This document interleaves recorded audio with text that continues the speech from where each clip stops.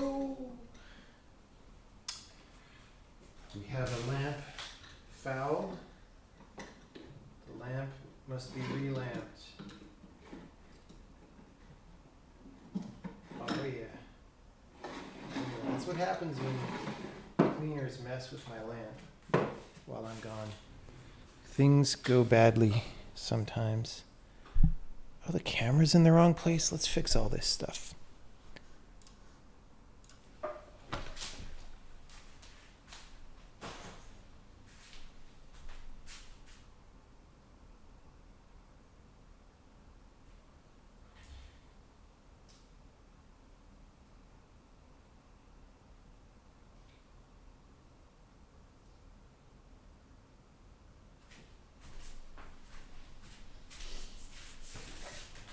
Okay. Okay. This is very weird, though.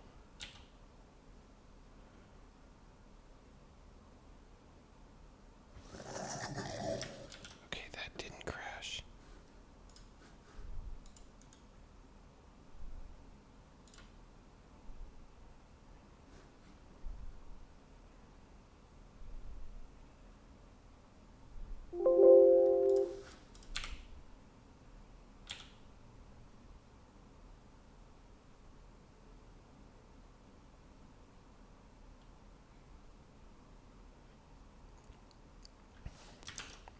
Level design, no. We are working on a compiler bug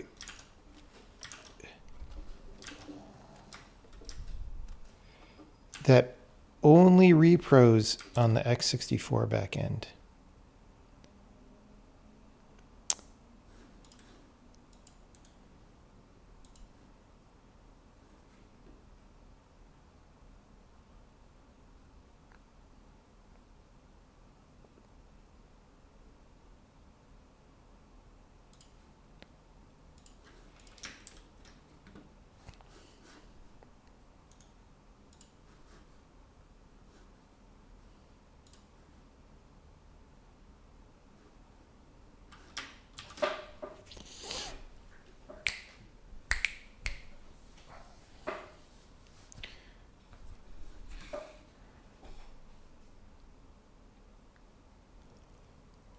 Okay.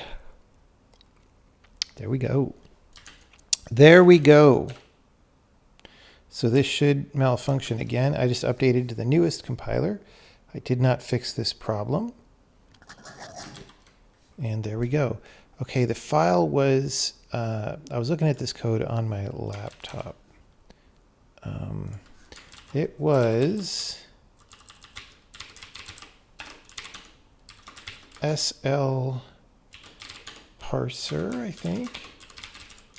Yes, okay. So this code is fucking up on x64 only. So what I would like to do, rather than try to debug it in the context of the full Sokoban game, I would like to just paste it into a smaller version that also fucks up.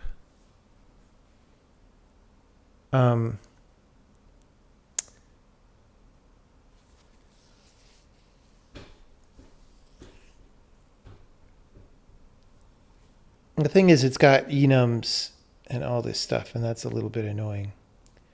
But I think it has to do with this being a macro somehow, so we should be able to. All right. Just make this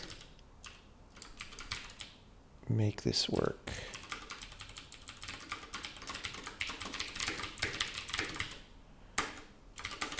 And then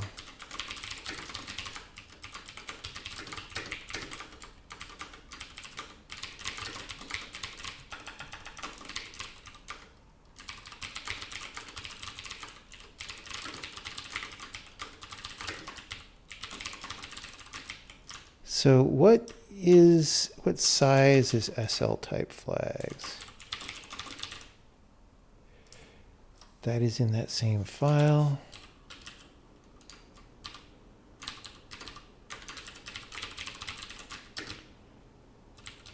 we could just paste that. Okay, that is therefore an S64. SL token type.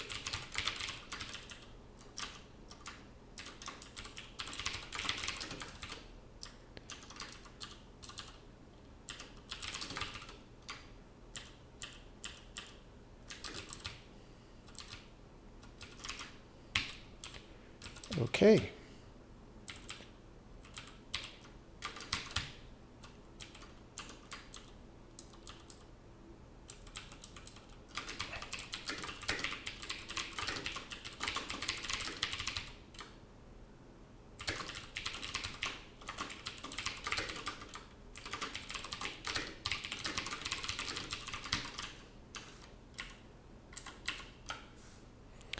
Probably missing some things. Error. Let's just comment that out. Oh, we don't really need this whole thing, I don't think. Okay. So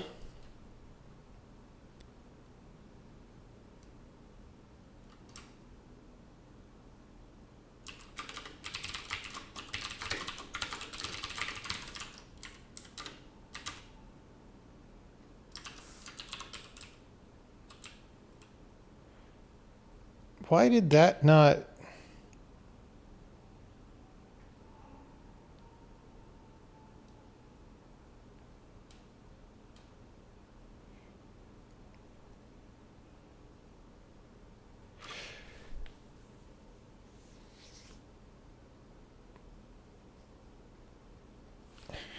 Does this work right?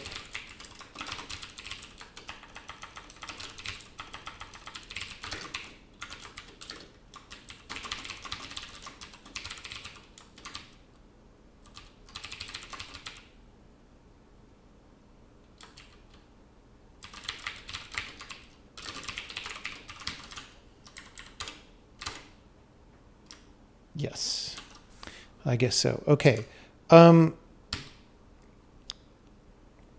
Just wanted to test that to make sure.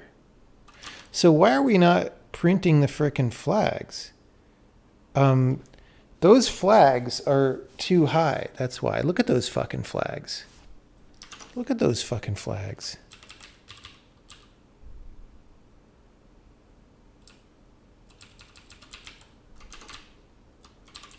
Oh, that's a pointer. That's why. I don't even know my own programming language. I should print it. That's a pointer. Const static uniform buffer input.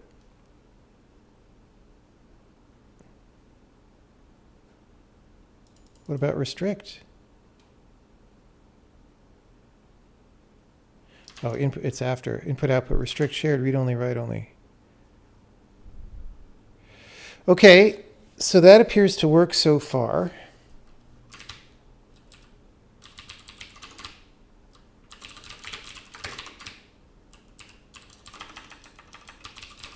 That'll, of course, be true, I think. I'm failing to isolate this case.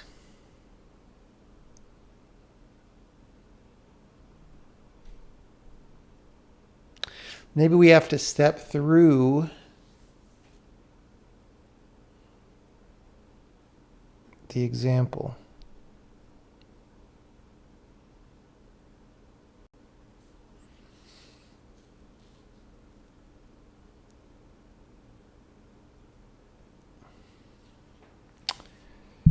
Let's see.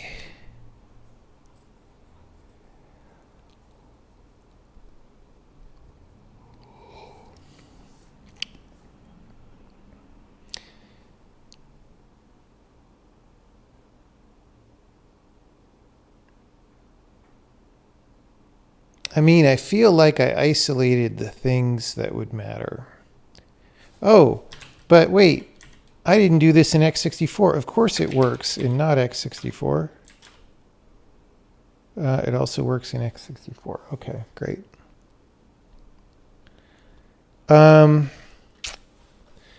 Well,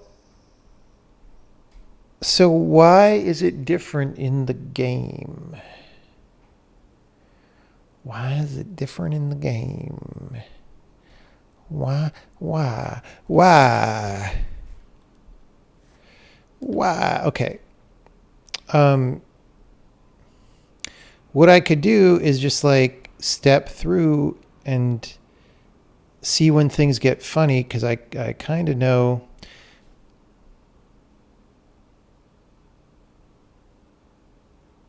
I kind of know what's supposed to happen in this case.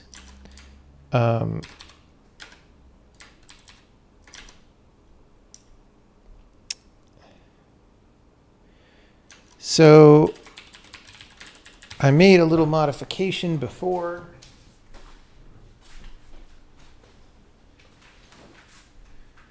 On my laptop, and we will port that over here very quickly so we can set a breakpoint. That was as follows. No.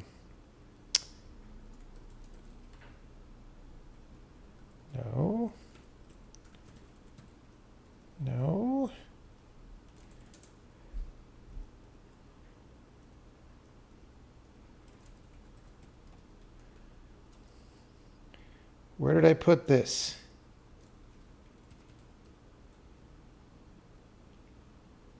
Oh, it's in shader catalog.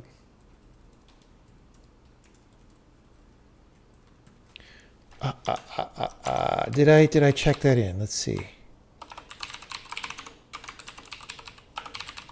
Nope. Okay, so we're just going to put a thing here where we say if path is equal to, because this is one of the shaders that's not loading, data, shaders, post-process, luminance.slc, which means that file was made in Salt Lake City.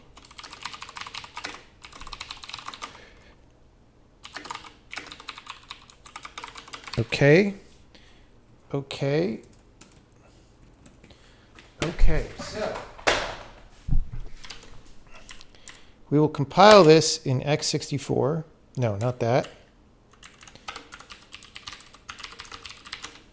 Sokoban game. We will go here. We will go to shader catalog.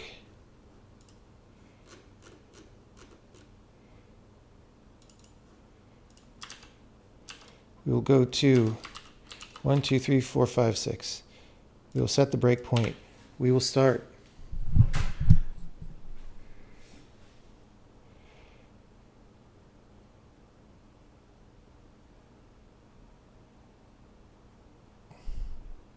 Here, if you want to know who Harvey Dent is, let me link you the following video. We are an educational channel. Okay. And here is the education.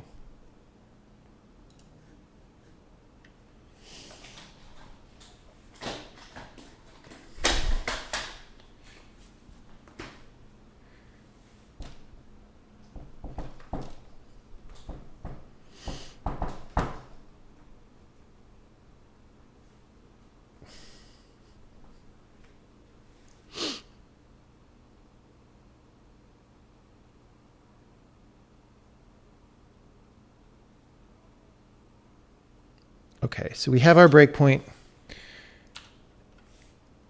We're going to go into parse. Going in there. We're going into parse top level statement. I think we go to parse. I think we go.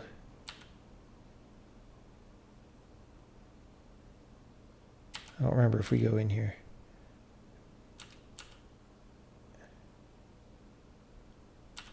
Yeah, we go in there. We parse the attribute list.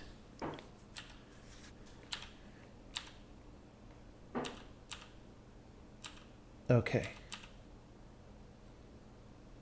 And then let's go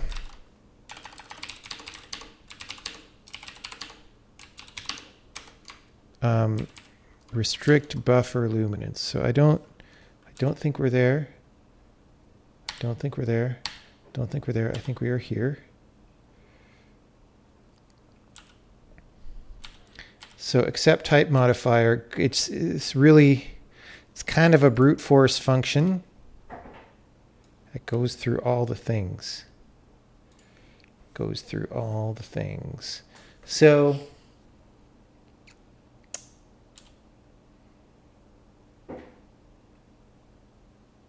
okay, so we know what flag it should change on. It should change on restrict.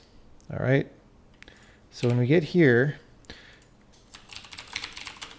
false, and flags is 0, none. All right. And then if I go to here, I'm going to run because, okay, so now it's restrict, but found type is false. That's the problem. So the flags are going to come out correctly. So the other one is buffer. Oh, but we're not going to loop. We only loop if we do a found type. No. Okay.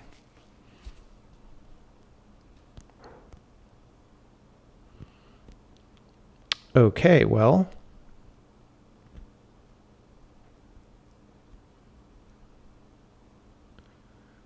Why was that?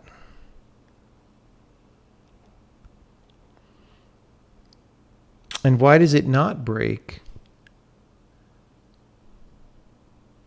Does it have to do with the function call? I don't know. Okay, we're going to disable this. And we're going to restart till we get to our breakpoint. And then we're going to re-enable it.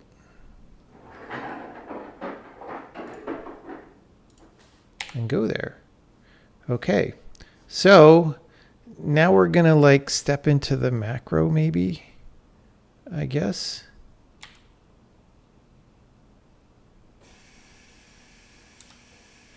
I should actually put this on a new line so that I can step through it.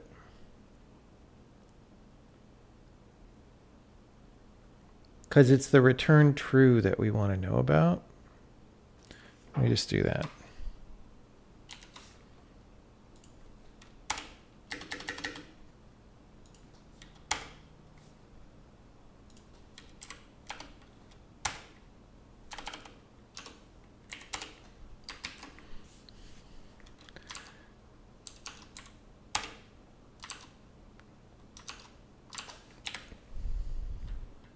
Okay, I left my later breakpoint on accidentally. Can I please say ding-a-dang-a-ding-dong? No, that was yesterday.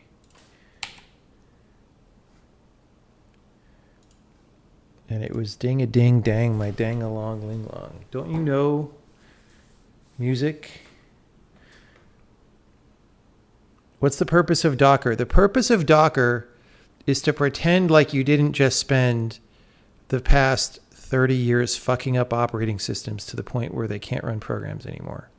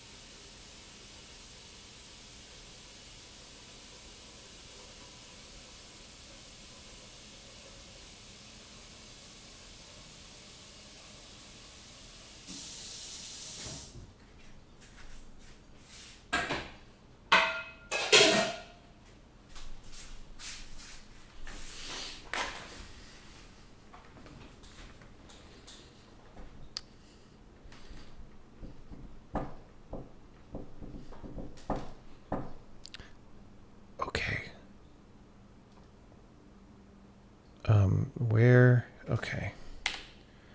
Harvey Dent. Can we trust him?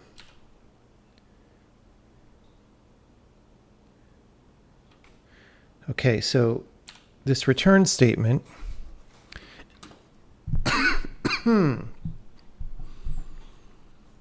So R13, either R13 is going to be wrong,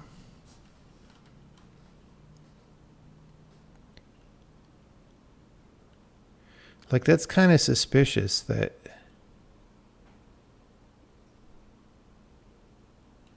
we're reading that off the stack. Yeah, okay, so we're writing a 0 return value, and let me just pretend like it's 1. Okay.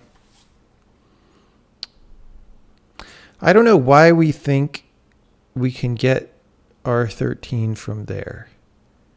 That's like a stack address somehow. We could step into the code emit for that. Like it's probably thinks it's got a cached constant. Actually, yeah, we can do a dump on it.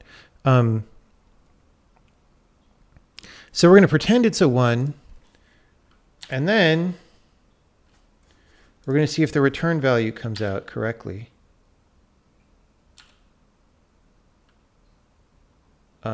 Yeah, it did.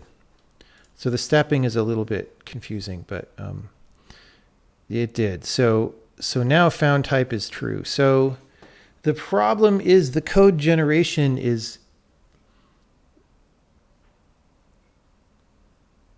doing the wrong thing for a return value of a macro in some case, or maybe it doesn't have to do with that it's a macro exactly.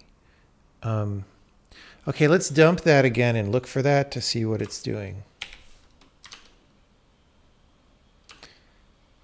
Now that dump is going to be backend independent, but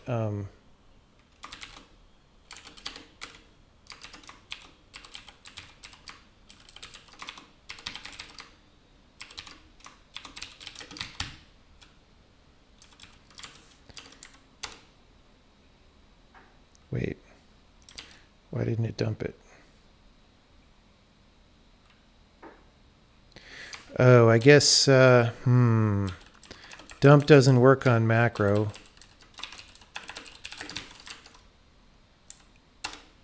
All right, so we have a massive dump.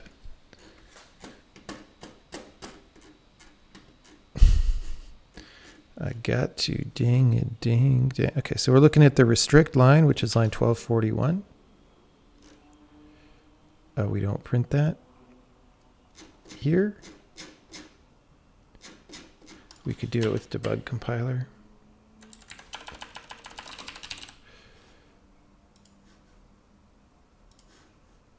Make sure that's up to date.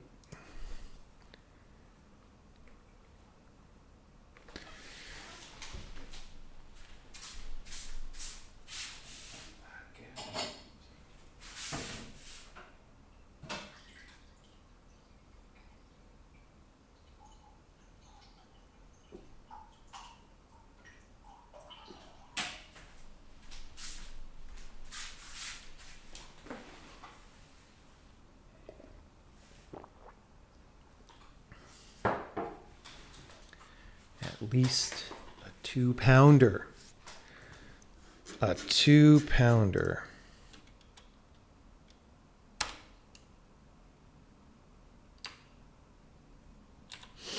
Okay, so now we've got line numbers, and I want to know line number 1241.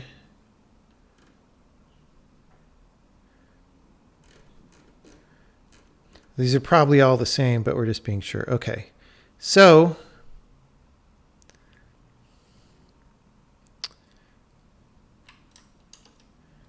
this is returning 0, and this is returning 1. Okay, so we call except. If it's equal to 0, we go here, which returns 0. All right. Otherwise,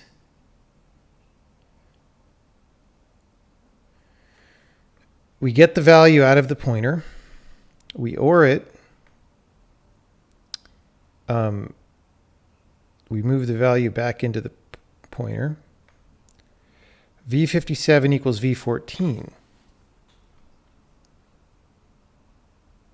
Okay. So, well, this is where things could go wrong. So dominating block 8, V14 really should be defined in ancestor. This is block 6, block 4, block 2, block 0, which says V14. Okay, so this looks correct to me. So I kind of bet it's a problem in the x64's register, bad register allocator that I made. That's temporary and is meant that we'll do a better job later.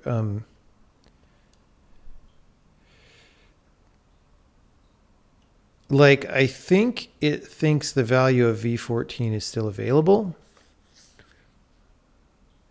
when in fact it got toasted. And we could probably, now that we know what this looks like, we could probably, well, okay, first of all, let's actually run it to make sure that it's failing still. Because maybe it's not, because we built it with the debug compiler and something might come out differently. That would give us information. Okay, so here we are reading RSP plus OFO. Okay, so that's still 0. Okay, however, we might be able to tell where that got wiped. I mean, there's a lot of code here, right? But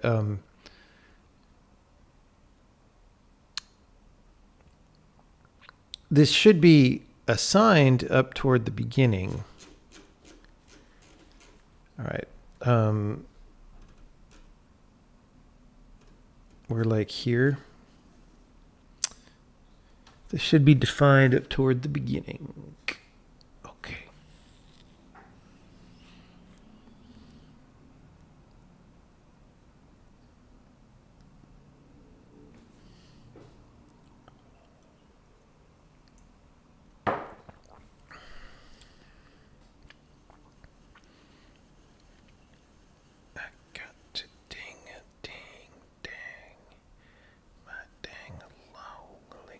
Okay, so probably we would be able to scroll up here. We might. Can you like, here, let's restart. I kind of wonder, can you like breakpoint? Yeah, it shouldn't matter. Okay, let's just see. So we're going to go here on entry to this function, or maybe here. I don't know how you do it. Here we go. Okay, we're entering the function.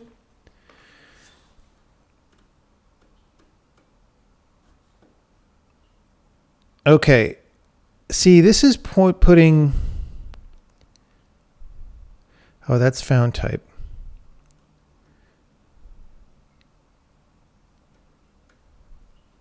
I'm looking for FO before we decide to step through. We're up to DO here.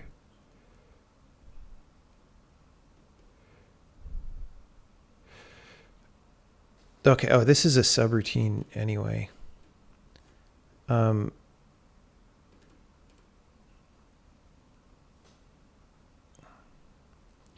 AO.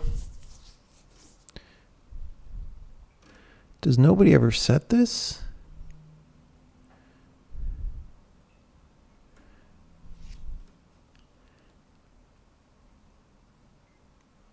We're reading from F0H from the stack pointer. Maybe we just never set it for some reason.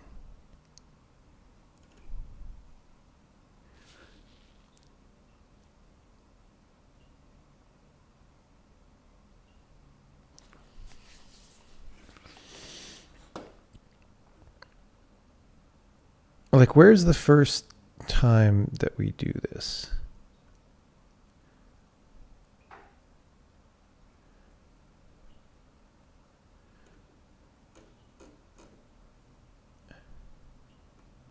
Okay, it's this one.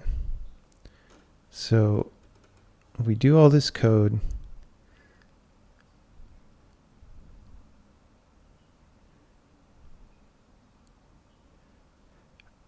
Okay, we put a 1 in here.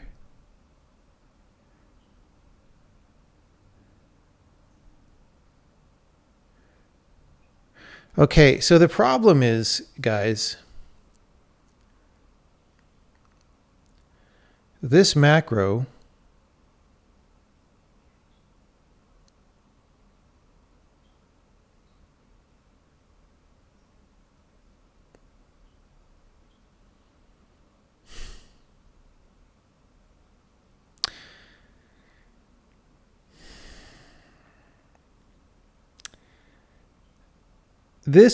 is confusing our data flow analysis.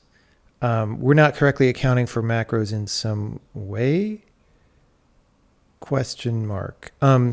Because, so I have to go look at the code over there. But the problem is, this is only in one branch of this, that this is getting initialized, right? So it's getting set to 1, and we're putting that in F0H here, right? Here, we're not putting that there, okay? And this is like the code that's like caching values and stuff, probably. So next time we invoke this, okay, so we're going to look down for this next call to check flag, and that'll have all this again because it's a macro that's re-expanding, right? So check flag, down here where we return true, we're using that value as if we knew that it were set. Now the question is that somehow an extra problem in the x64 backend, or is that flaw? Like, we should be able to see it here. If it's really the data flow analysis being confused, we should be able to see it here. So we call accept. Is that the first call to accept? No, this is the first one. Okay. So V14 gets initialized here, but we jump around it. All right. So,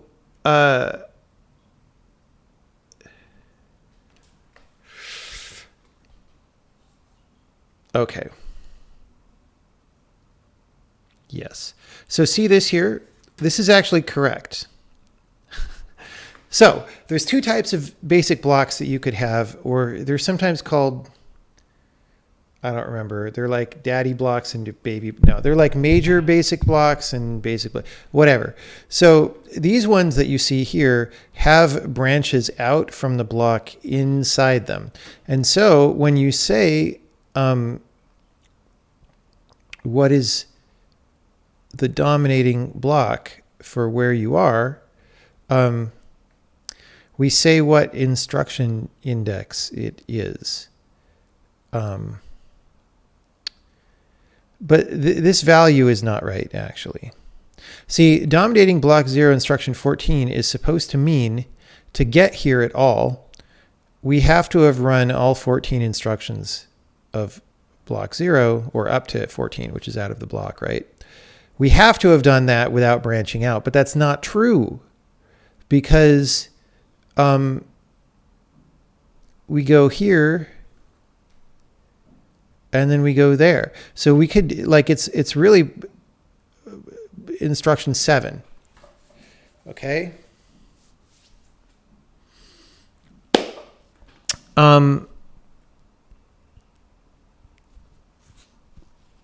So I think the difference is that LLVM just does its own data flow analysis and doesn't pay attention to this. So this bug does not affect the LLVM backend. Okay, so if I go here and do a dump, right, I'm going to take out most of this. And we're going to recompile that and see if we see the same problem, because that'll be easier to work with. Okay. Yep, it's got the same problem. It's using V14, which is, we could actually make a sanity checker for this, which would be a good idea long-term, but I don't want to do it tonight, right? So V14 is defined in instruction 11, and this block thinks it has to have gone through this whole thing, but that's not true, because you can go to 1 and then go to 2.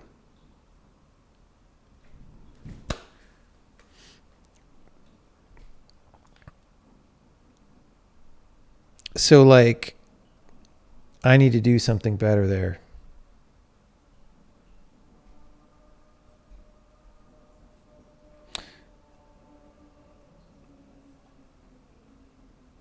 Yeah, I mean, LLVM isn't in here for no reason or because I like pain. It's in this compiler because it does a lot of things that are useful. All right. It's very easy to just bag on things. And I do think LLVM is terrible in many ways, but it is also useful. All right. And if there's one thing I don't want, it's for the community surrounding this channel to be, I don't know, that kind of thing.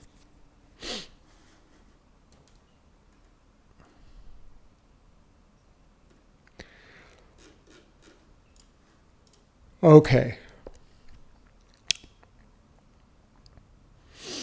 Well, we have found probably the bug. I mean, this is definitely a bug. Like this output is incorrect.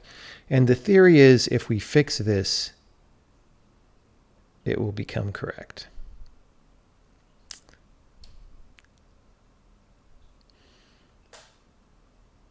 Okay, so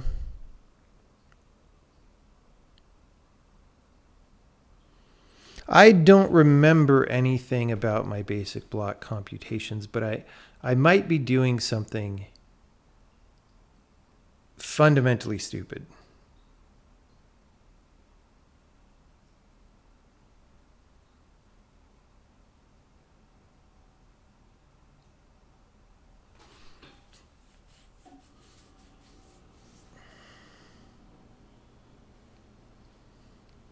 Like the problem is this computation that I have to do here might be, so I assume that what I'm doing is I'm going through here. When we hit this jump, we make the next basic block, but we're not there yet. We're still doing this. So we get here, we hit this jump, we make a new basic block for this jump target, right? Okay, great. And we probably set the dominator here just based on that's how far we got through this thing. But what we didn't account for is that has to be whittled down by this, right? If this jumped past us, it wouldn't affect us, right? But when this jump hits this basic block, we have to sort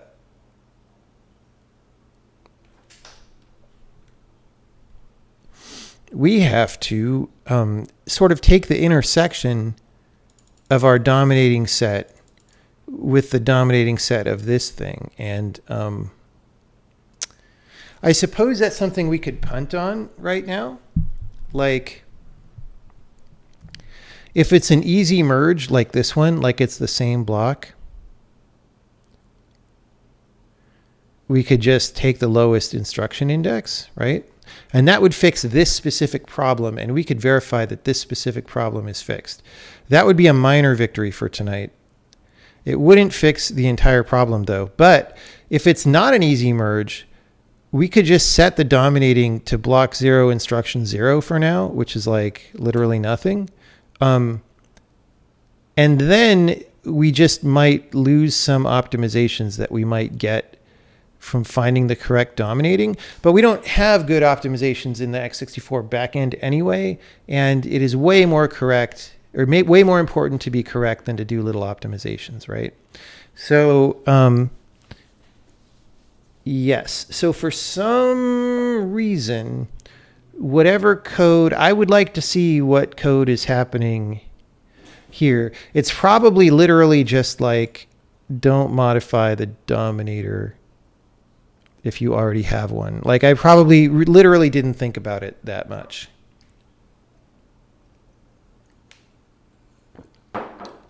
So, I want to break in create basic block or whatever it's called. I haven't looked at this in months. I was probably working on it on stream last time you saw. Took like half a second for that to come up, by the way.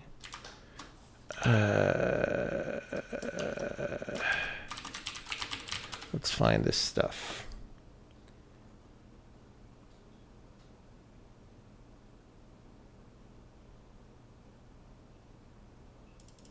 Okay. Dominating equals. Make split point.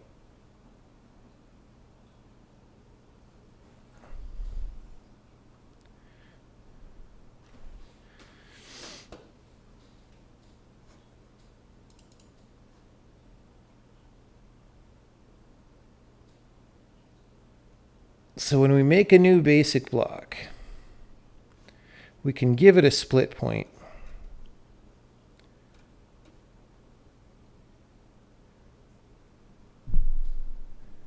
Okay.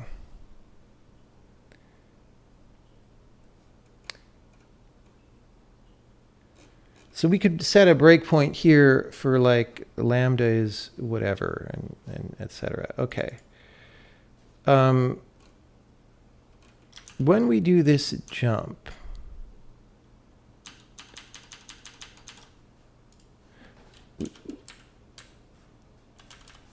we should know. So this number on the left is like where in the compiler source code this instruction got emitted.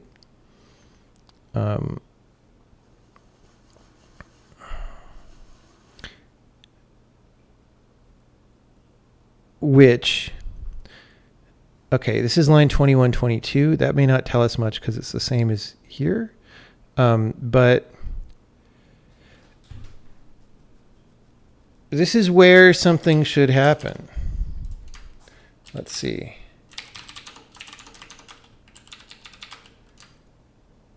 So we make a jump.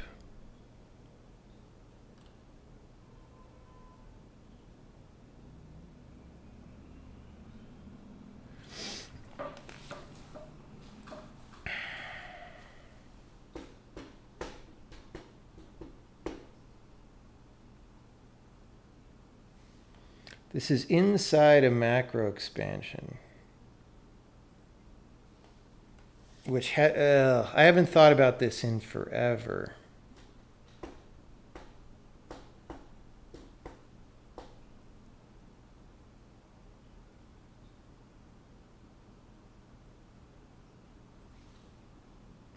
Emitting the scope close.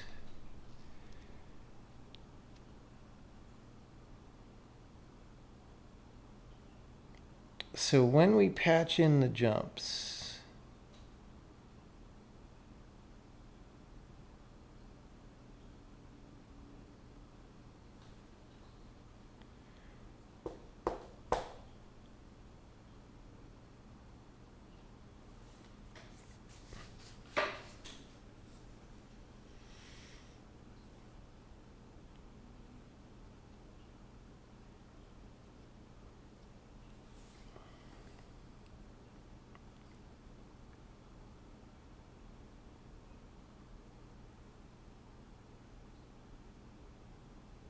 how does this work?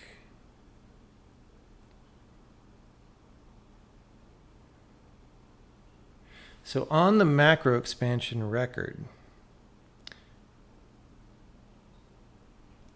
oh, yeah. I remember now. I remember. This was a simplification of something else that used to be more general and confusing. Okay. Return jumps requiring patching. I don't know why we have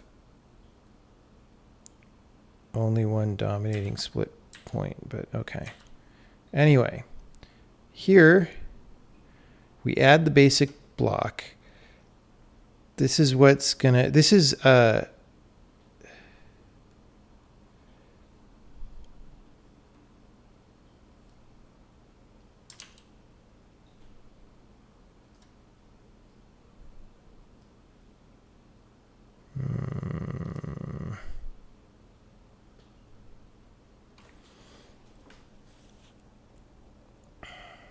so I store one split point on the macro record.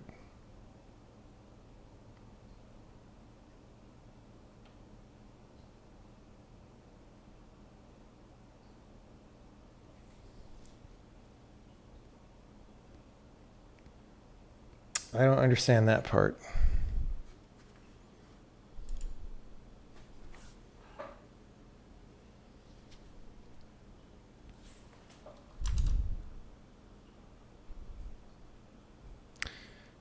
So we could take a look there, but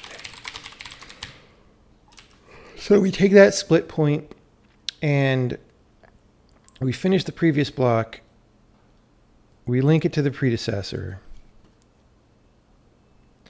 We copy the dominating information off that split point.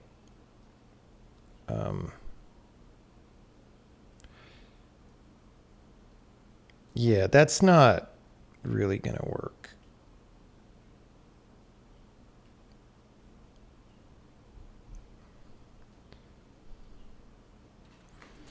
So we kind of need all of the split points.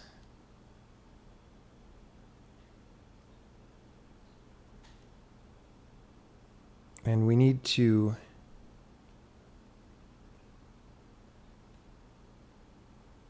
merge them. Now, I'm a little confused. So this is basically, okay. So let's go back and look at the macro for a second. This is a macro because it's marked expand. And what that means is, hey, it looks like a function, but just like paste the code into the program, bro. What's your problem, right?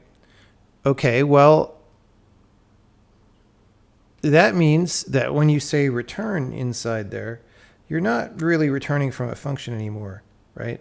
You're supplying a return value to the macro, but behind the scenes, all that does is like assigns that value to a local variable of the caller of the macro and then jumps to the end of the macro, which is what this code is doing that we're looking at. It's like, okay, jump to the end of the macro. Now, I thought having one dominator was okay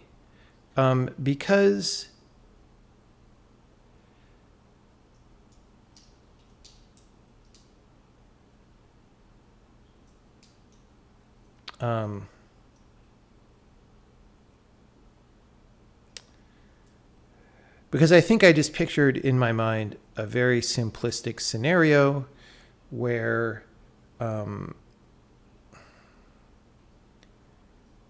like if you just imagine a flat block of instructions and then you can jump to the end of the macro from any of those, then the union of all those dominators is the earliest one. It's the first one chronologically that you output, right?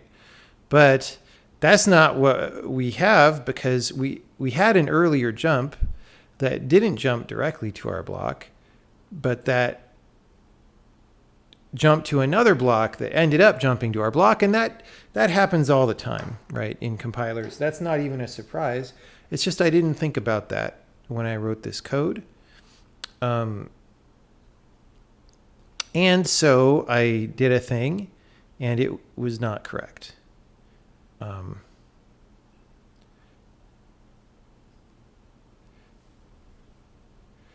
So like what I suspect I could do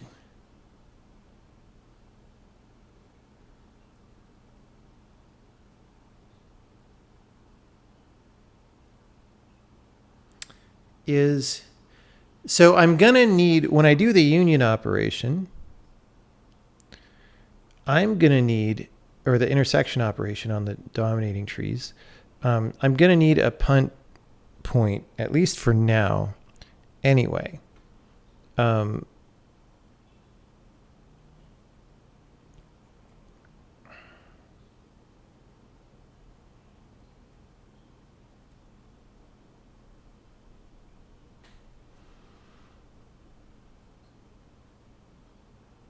And so I could just make that and use it initially, and that should actually fix this bug.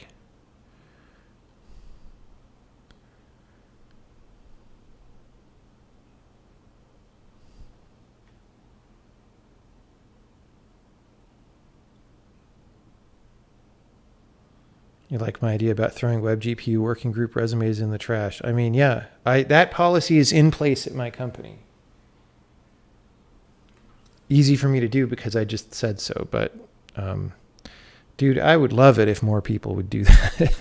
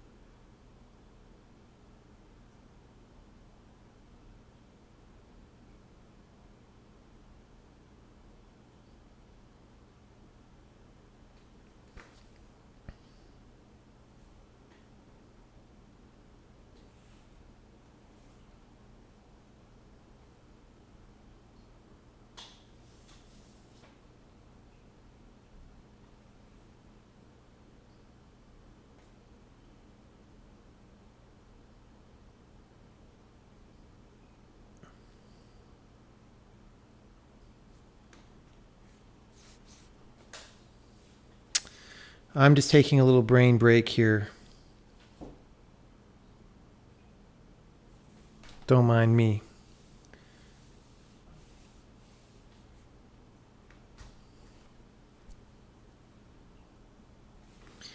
Do not mind me.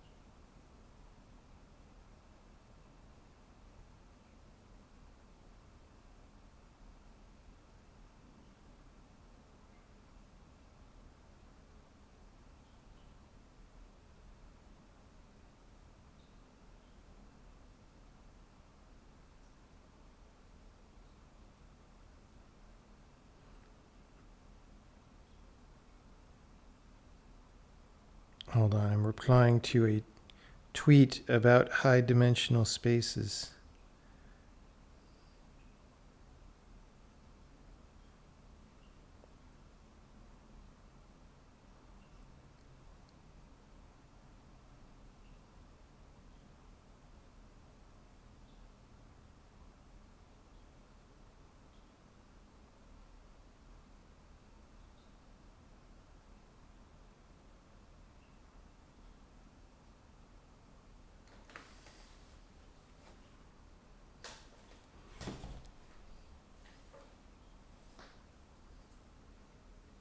Can I elaborate on my latest tweet? How does surface of sphere relate to design space? Okay, he's just saying, all right.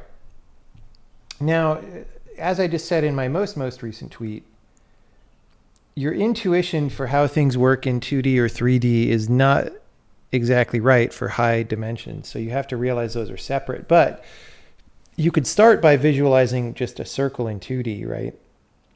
And let's say the combinations of all valid parameters is all the points inside the circle. It's a disk. It's like all the points in the interior circle and in the outside, right? And his observation is, well, even in 2D, you know, the majority of the area of the circle is in the outer half and not the inner half. So if you like say, if it's a unit disk and you say r equals 0.5, I mean, if unit means, one radius, so 2 diameter, right? So the subdisk of r equals 0.5 is a significant minority. I don't actually remember. I think it's still true in 2D that it's a significant minority of the area. Actually, no, he did this thing. He puts this equation in the book where the area goes, well, okay, this is a slightly different thing. The area of a circle or of a sphere relative to a cube actually goes up until dimension 5 and then goes down and approaches 0, right? There's like a local maximum in dimension 5 for some reason. But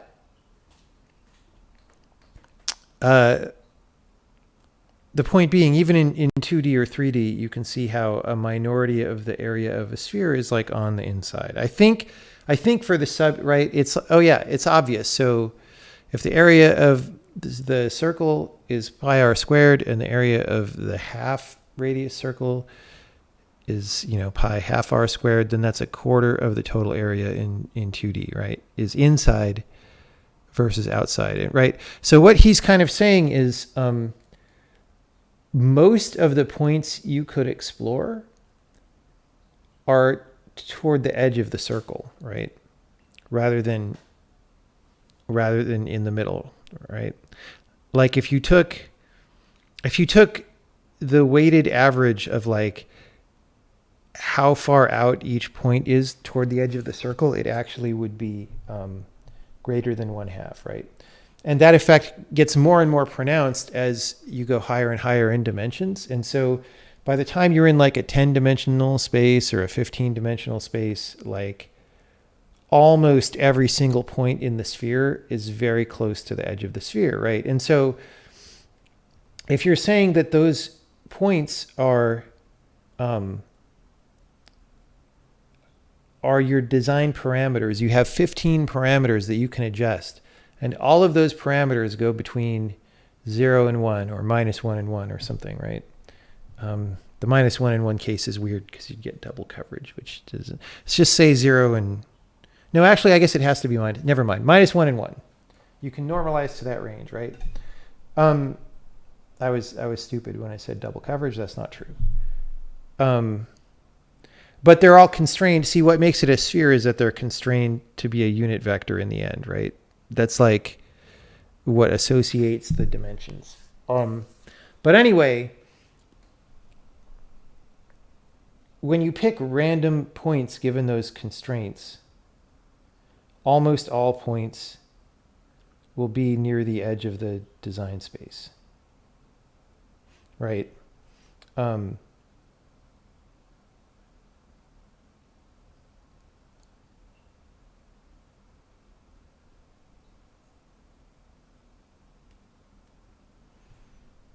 Is -1 at the center? No, 0 is at the center of the sphere in what I was saying.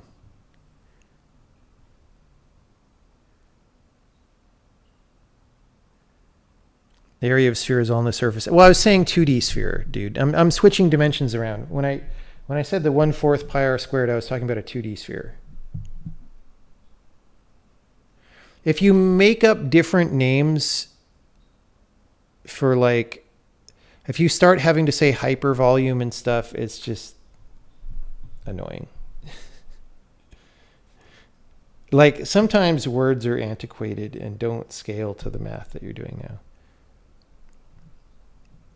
Anyway, it's an interesting point in the book. It was really interesting. What does it say for optimal design choices? Well, what it means is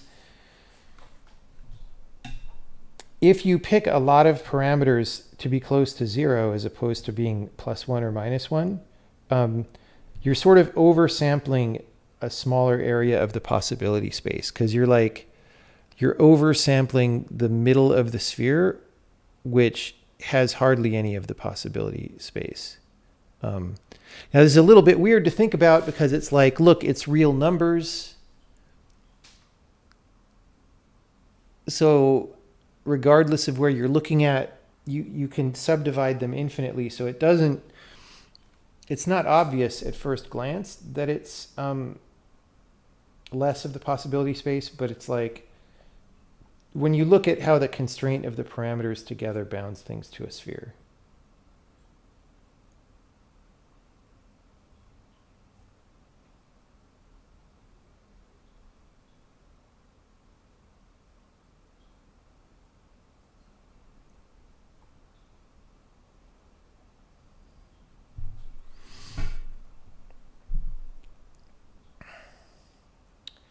Is it a bad thing to constantly think about and work on the things you love? No. Like I thought, so going back to the Hamming thing for a second, I thought that was a really smart point when I read it. Like I still don't 100% visualize all the ramifications of it. It's one of those things where I read it and it like instantly made sense to me, and I'm still like processing, right?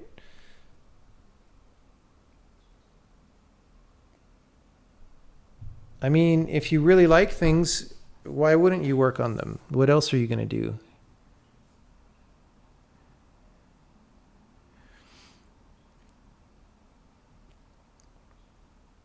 Anyway, so what he's saying is not exactly about optimal design choices. He's not saying the optimum exists at any particular point, but he's saying like, look, as a designer, your job is kind of to search the design space, right?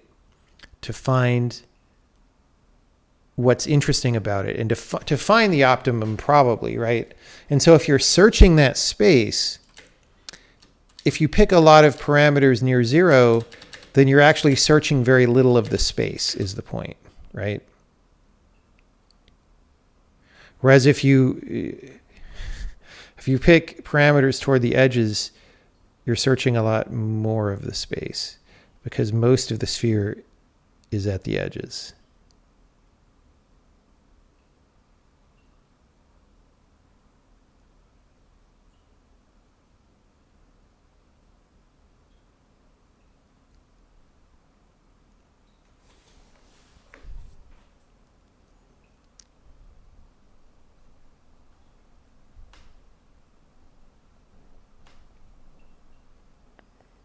How do you know a parameter is near 0 versus on? We're just saying that you know the value of each parameter. Like what you made up the mapping, you know what each parameter is.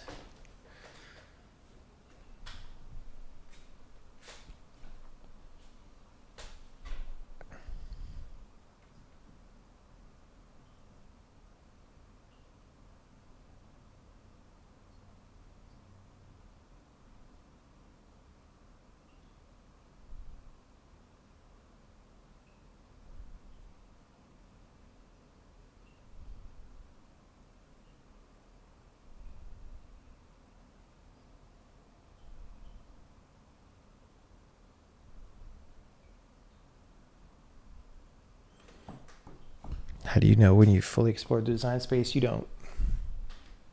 You just have to get good.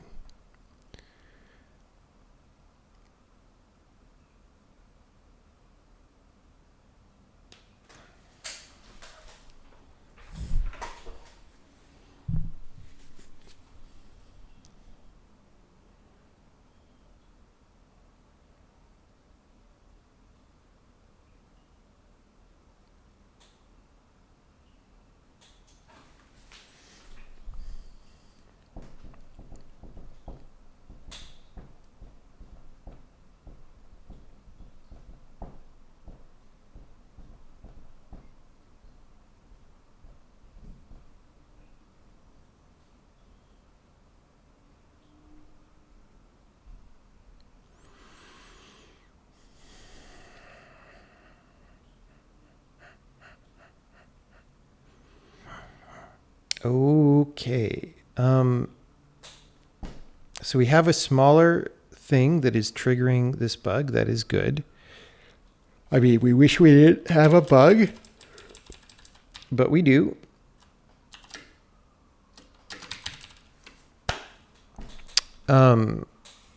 That's good because it could have been a long time of me trying to figure out this frickin' bug. Okay. So now,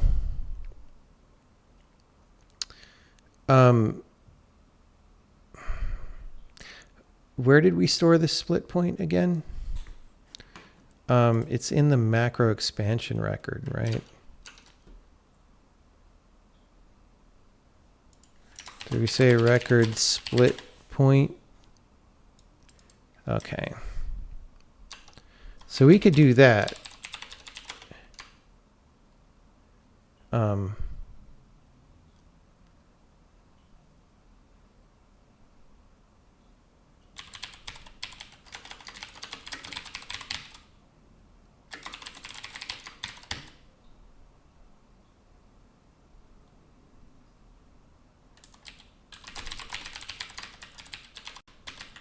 So if I make this a dummy split point,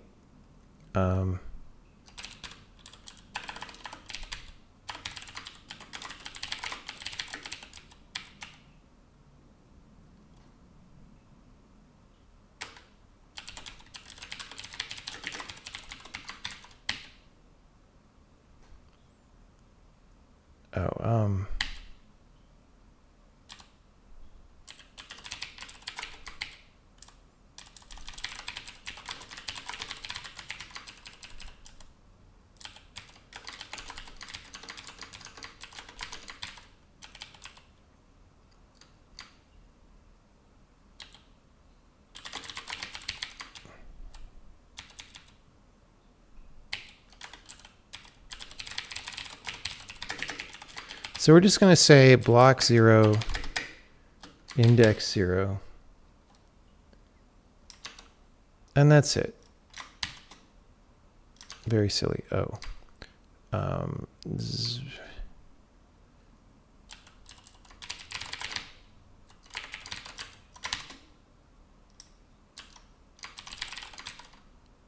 right. Okay. Okay. Where? What? Current byte code, bro. Okay, now I'm going crazy. So here, dominating block 0, instruction 0. Okay. So here, we could say dominating is the entry point of the macro, which would have been at least instruction 3 or something. But here we go. We are now making our own constant. Okay. Now, if I compile the Sokoban game, okay, if I compile the Sokoban game with the release compiler before, whoops, permission denied. Permission denied. All right. So I haven't rebuilt the release compiler yet. So we're making x64 backend with the old release compiler. And when we start it, you should see shader compilation errors occurring.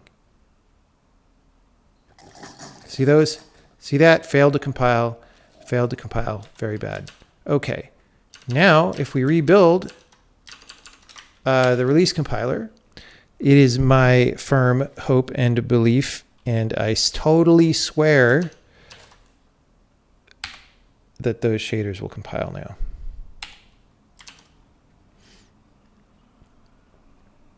That's a material. Ah, hey, look, they all compiled. Yeah, that was a material error.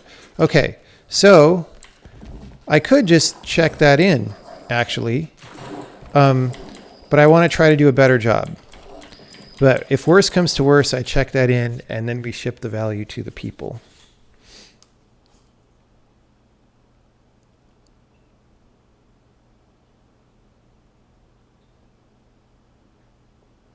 Okay, so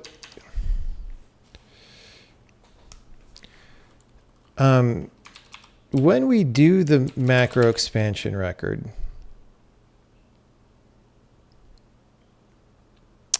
like really, it's like our punt position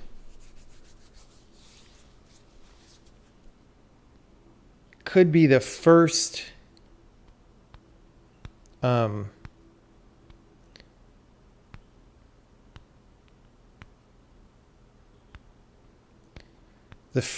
jump instruction in the macro.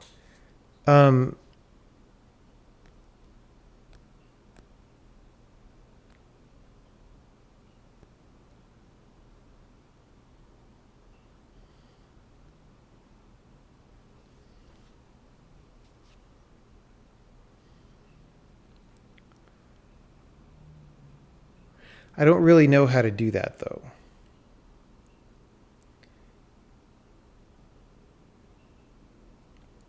So,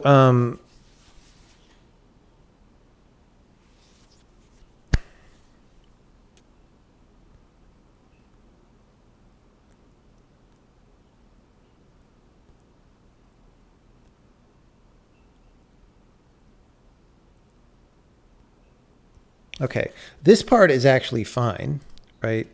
What we can do is go...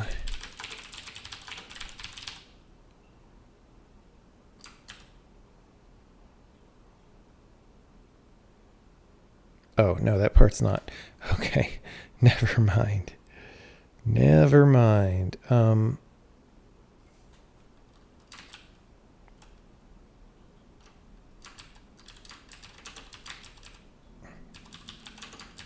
So I believe we can just put that in there. So we're going to test that.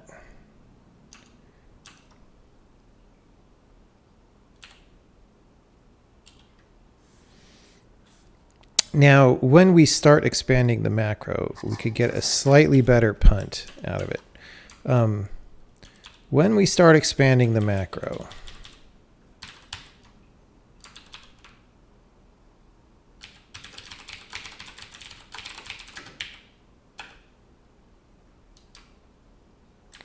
emit macro expansion. Okay, so we could just say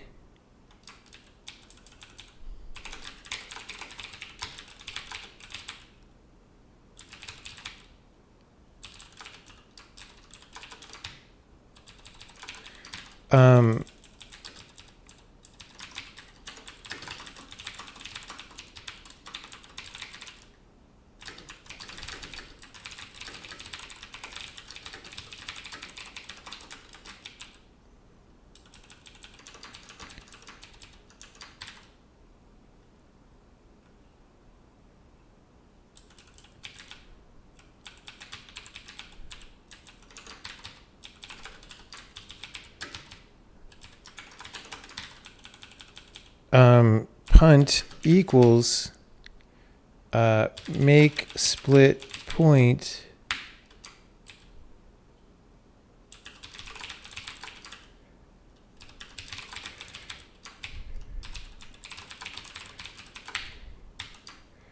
like that.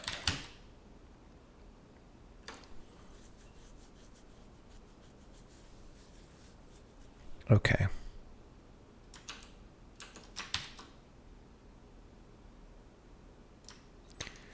We probably want to try this in debug build, but so we make sure that assert doesn't go off.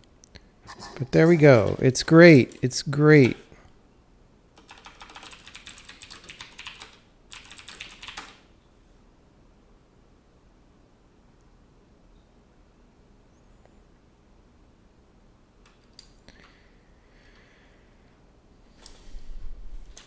Let's run it in debug build on our little A program.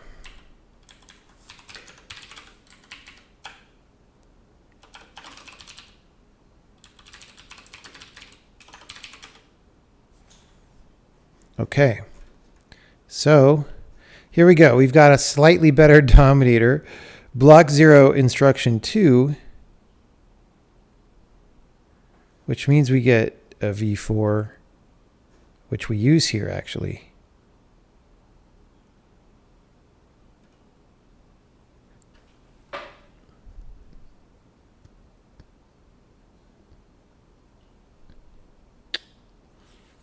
Although I'm a little suspicious of that.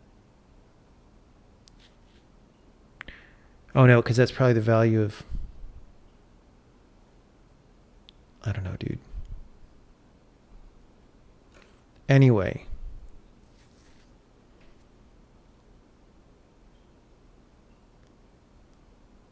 Still not a very good dominator when it comes to computing anything.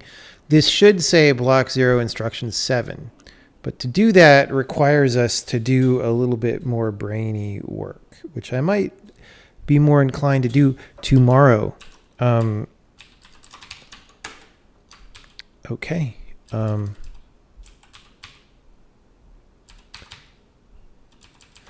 Fixed incorrect code generation in x64 backend due to faulty data flow analysis. When using macros that return values. That might not be the only time we do that kind of trick. Okay, so, and then I want to put in the to-do.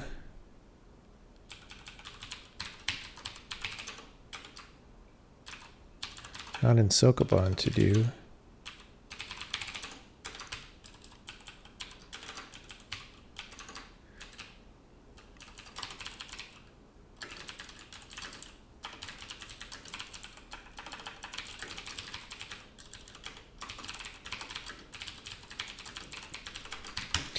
Like, I might be making that same mistake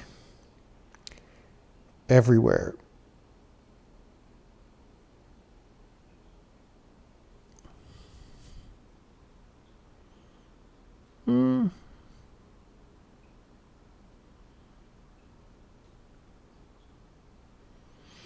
I don't think so, though. Like, okay, I think you need to have go-tos. I need to think about it more, but I think you need to have go-tos in order for this to be a problem, because when we're outputting like structured constructs, the reason we have this whole split point thing is like, hey, we know we're gonna output an if then else, right? So everybody sees the conditional, and then after that conditional, we make a split point. And that's the dominator for everything after the, well, everything in the then and the else and the block that you jump to afterward. And we know all that because it's an if then else, right? Now, if there's a go-to in there, you might then have to go modify all that stuff, which is fine, I guess. We'll deal with that when we add go-tos. But for like a totally structured program, I think you just know these things, right?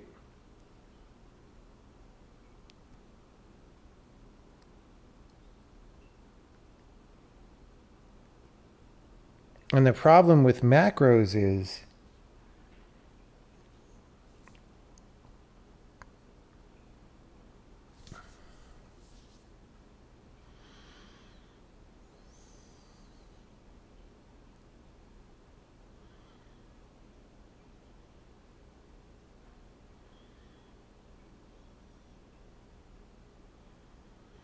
we have go-tos that we don't like.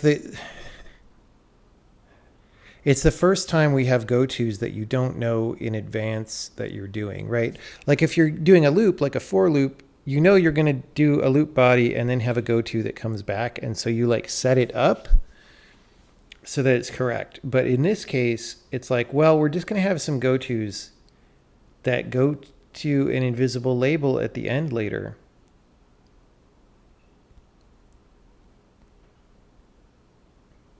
And they're not structured in the same way, right? Like in structured programming, if you have an if, and then maybe there's a loop inside of one of those with a switch statement inside of one of those, it's like they're nested hierarchically, and that is what means that you don't get surprised like this. But in this case,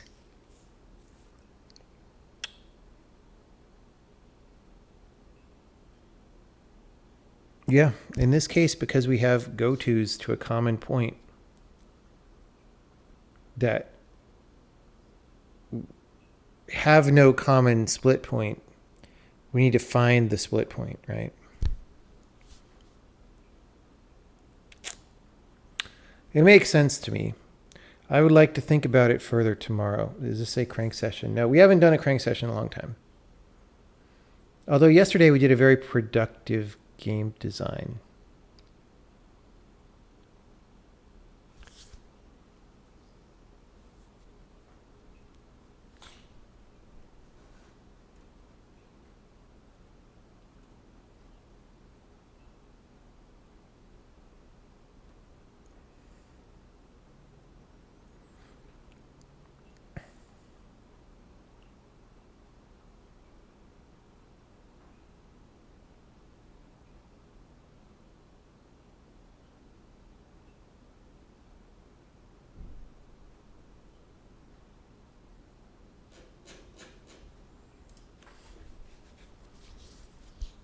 Could limiting the parameters actually increase the travel rate through the edges of the space by lowering the dimensionality? Yeah, okay, so that's the interesting thing about this analogy, right? So like, let's say it's this thing he was saying about all the volume being at the surface. It's true because you're on a 15-dimensional sphere, right?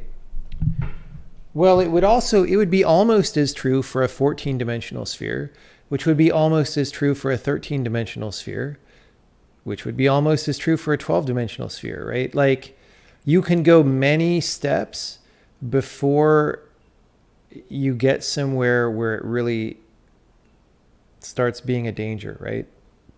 So if you wanted to limit your search space to make it easier, you could drop down like 7 dimensions. Like you freeze those dimensions, you drop down and you explore the result.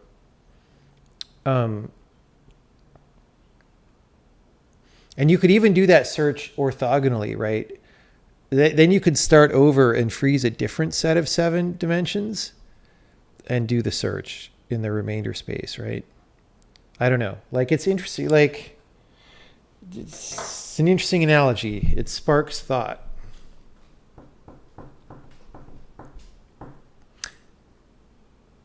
I'm going to have some Bengal spice. And then maybe we're going to ship the value to the people.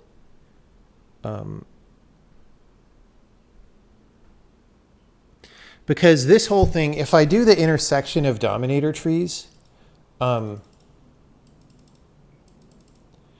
like I want to have a whole bunch of tests for that stress it in different ways. I want to make sure it works very well. But as you can see from the change log, though, we have some value that we would like to give to the people now. So we're going to do that.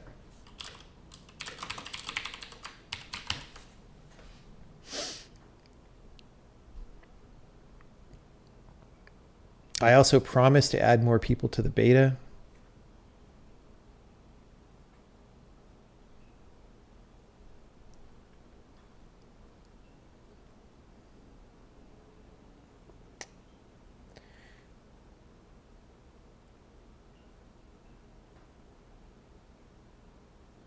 Could there be a reference point that the orthogonal dimensions reference? Maybe. I mean, I think at that point you're starting to get into questions that are particular to a particular problem space or something, right? Like this thing he's talking about in the book is a super vague analogy, right?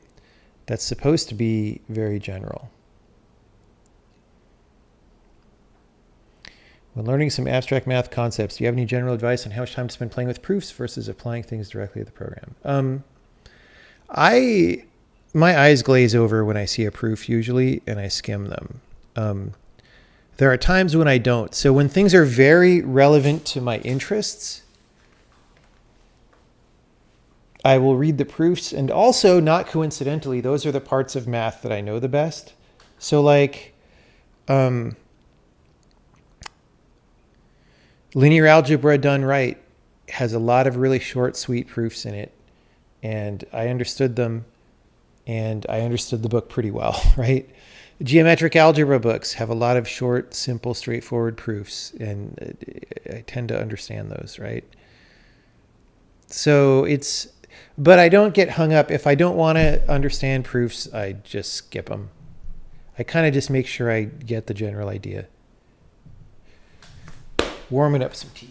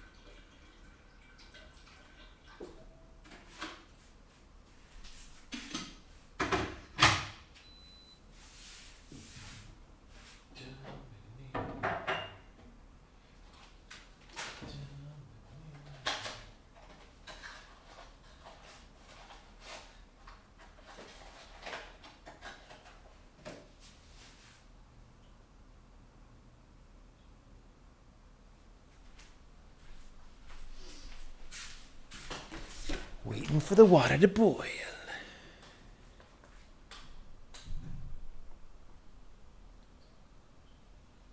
I am in California currently, yes.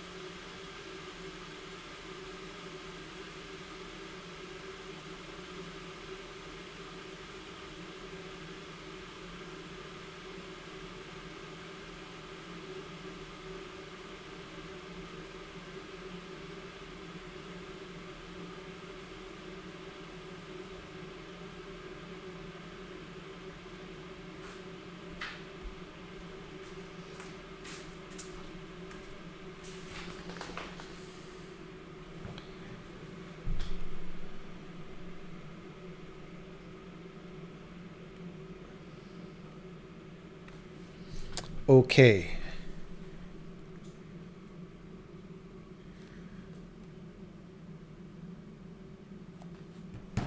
I'm going to put this in the to-do as well. This is related to other bug reports that we got that I'm not going to hold the compiler up for. We're going to make debug compiler. We're going to make sure there's no check-in. Oh, there is. Oh, there is. Okay.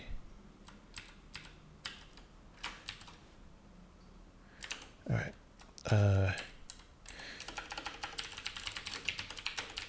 We're going to run debug tests.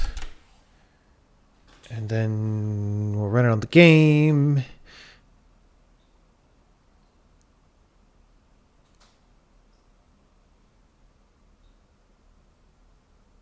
Etc. Oh. Okay, so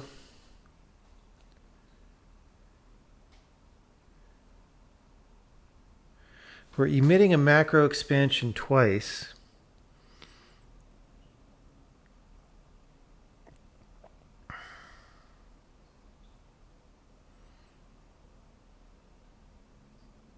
I don't quite understand that. Can you emit macro expansion?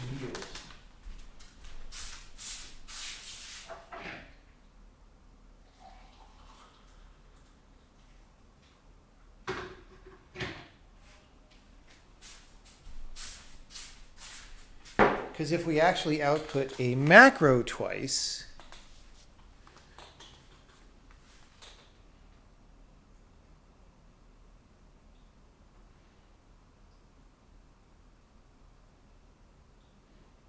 like if you use a macro twice in a function, that should be two different macro expansions. This is a for loop, I can see from the stack.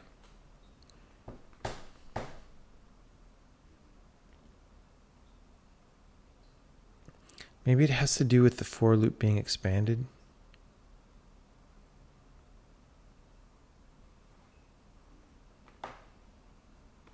Let's just see. Oh,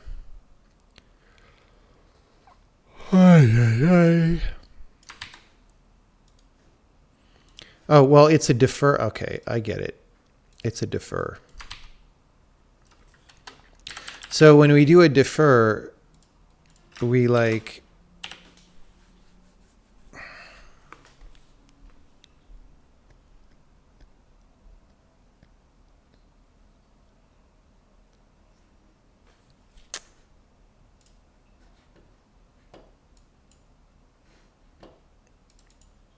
Yeah. So this is going to be a macro inside a defer, I think. Let's just check. I understand why this would happen.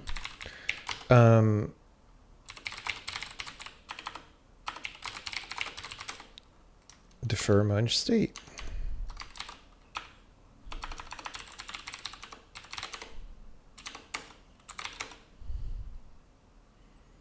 Yeah, okay, it's this, it's a defer with a for loop inside where the for loop is over a hash table, so this turns into a macro expansion.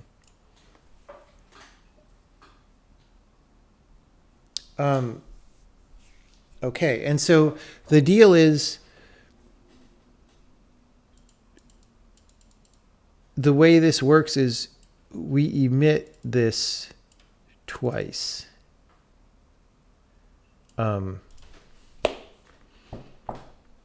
Like we emit those actual syntax tree nodes twice, as opposed to pasting them in as if it were a macro or whatever.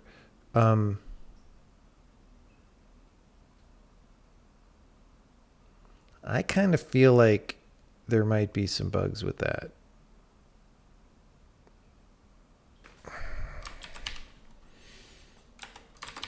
We're not going to worry about it too much tonight, but audit defer outputting code twice. For example, macro expansions on for loops happening twice.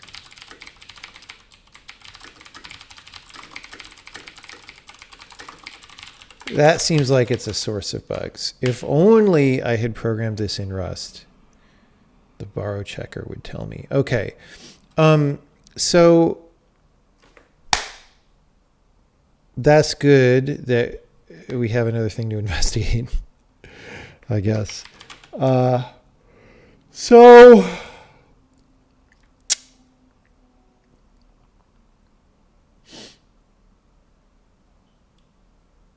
what we can do here is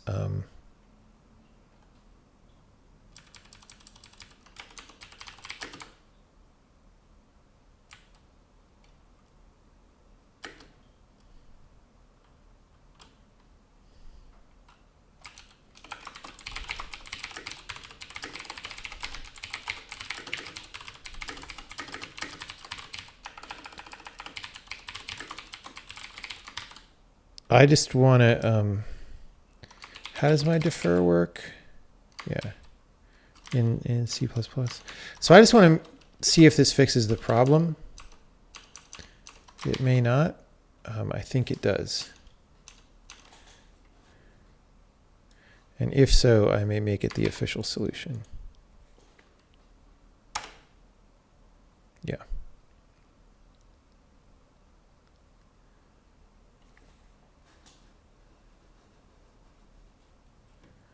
Okay.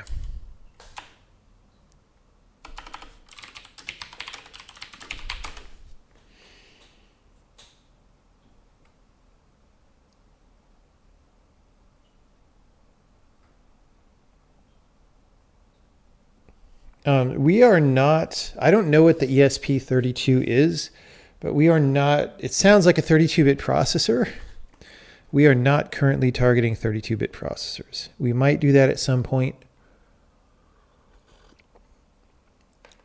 But for now, we're just focusing on 64-bit in order to keep things simple.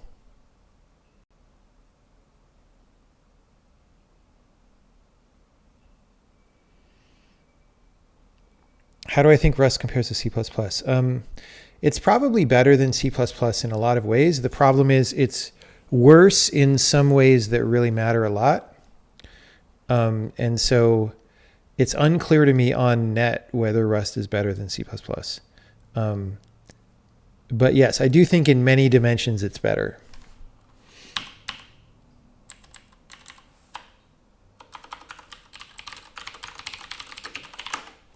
X764. Okay.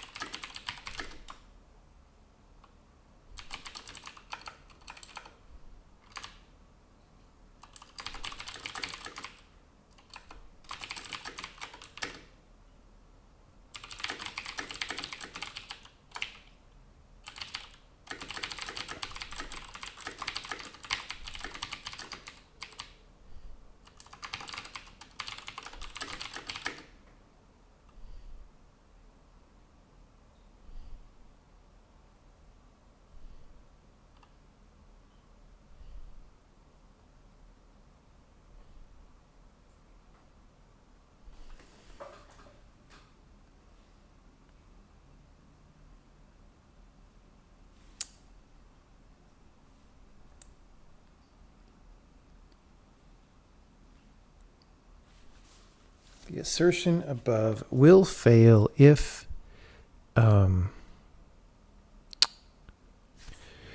we somehow invoke a macro expansion in a nested way.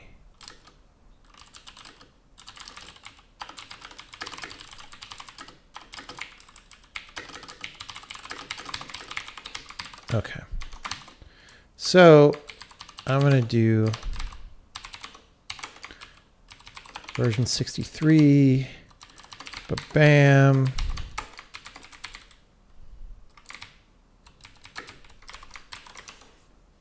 Okay, just make sure that compiles again.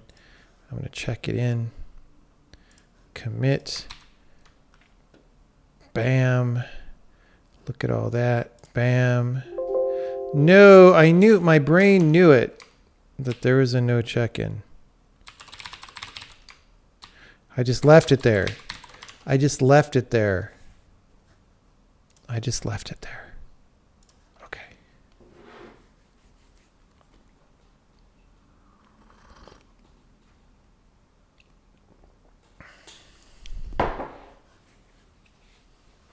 It is an embedded low-end 32-bit MCU. Wow. I didn't know they made low-end Marvel Cinematic Universes. That's amazing. Yeah, so we won't be targeting stuff like that for a while, but we might eventually because, 32-bit processors are still relevant. And, if they're still relevant, we want to deal with that. It's just in order to keep our workload down, we're doing 64 first.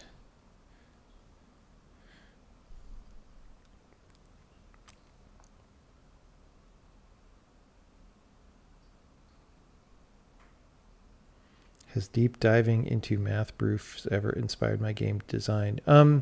Not directly, but the thing is, when you're doing complicated stuff, you're sort of influenced by everything you've ever seen in your life. So, I mean, a lot of microcontrollers are even 8-bit. Well,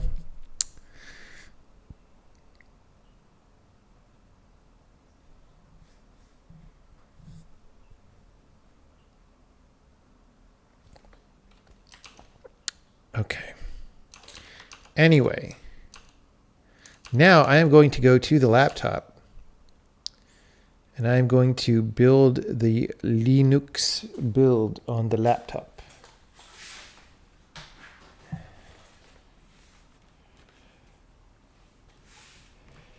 8-bit is dead. But what if I want to program my Commodore 64?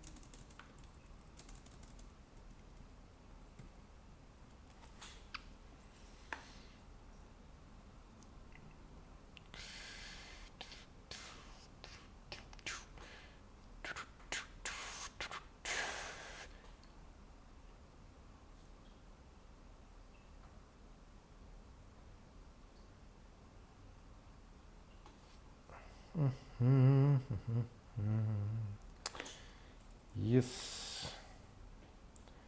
Okay, I am reverting. Oh. Yes, let's revert.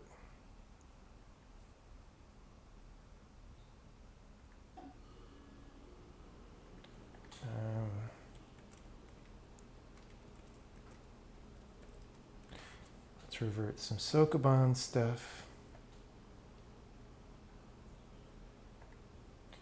while we update the compiler stuff in the Ubuntu universe.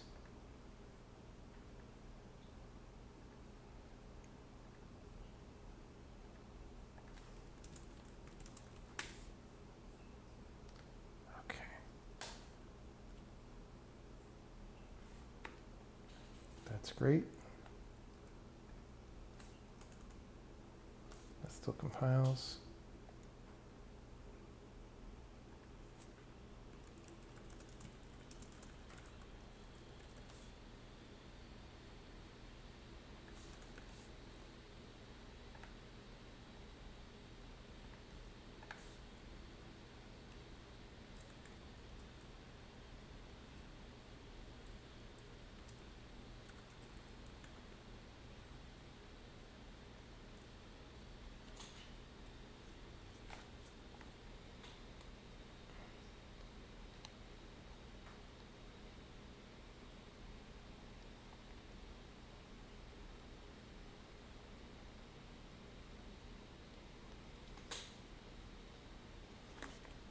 Okay.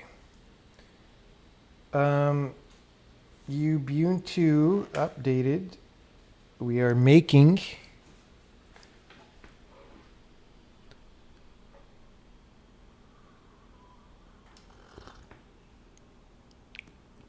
San Diego Comic-Con will cover 8-bit fine. Wow. San Diego Comic-Con will cover the 8-bit Marvel Cinematic Universe.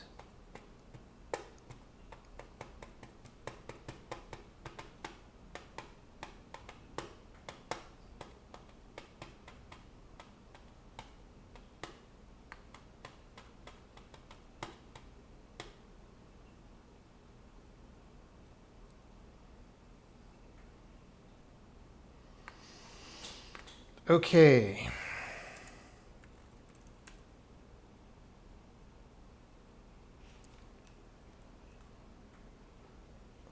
We're only on beta 63. I felt like it was 64, but it's not. Okay. Running x64 tests.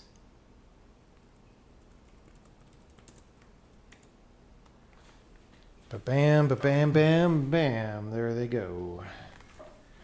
There they go.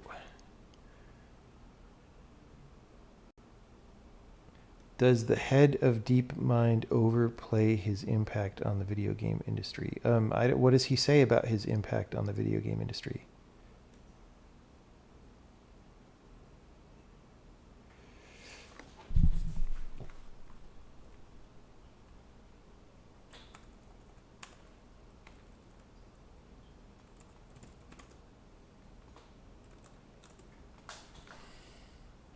What did he do? He was so he was like Peter Molyneux's lead programmer back around the time of like what was the Flying Baby Angel game?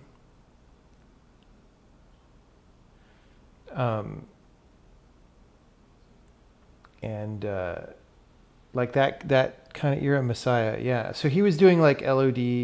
I think that was Demis, wasn't it? He was like doing that kind of stuff.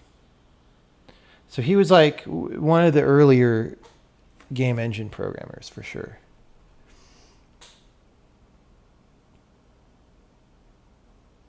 Then again, all the fucking characters in Messiah look like barrels. So maybe that was just a problem with the tools. I don't know. All right.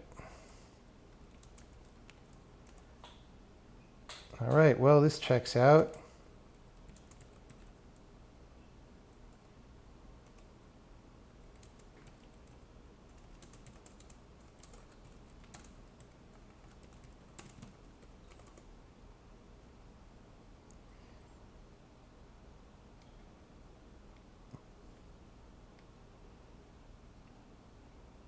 Wait. No, I'm confused. Right, I'm confusing my games. Hold on. This is what happens when too much time goes by.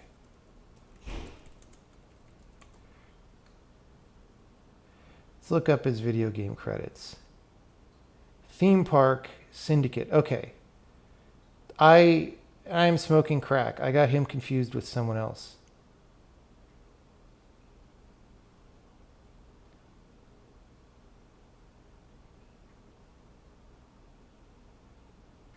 Okay.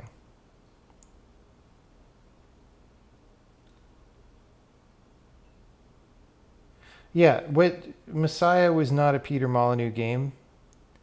It's a fucking Dave Perry game. I know these things.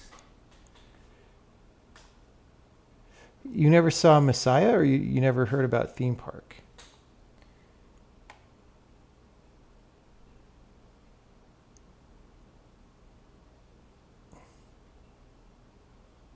Yeah, I don't know, guys. It all runs together eventually. Sorry, Dave.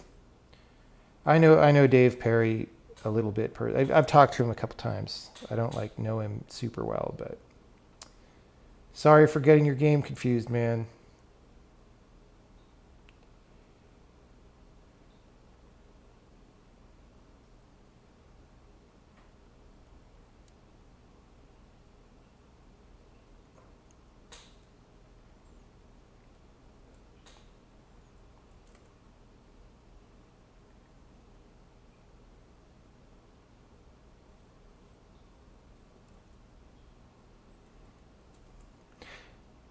how is it that I get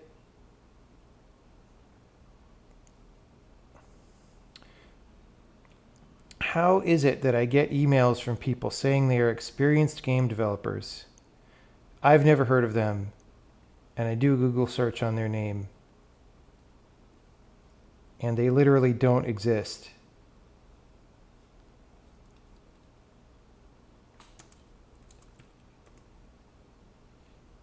Like,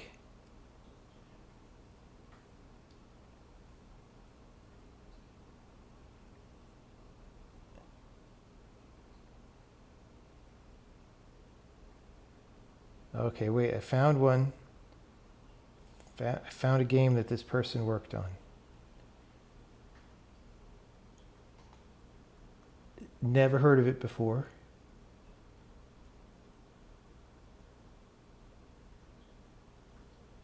Except it's by the developers of Supraland.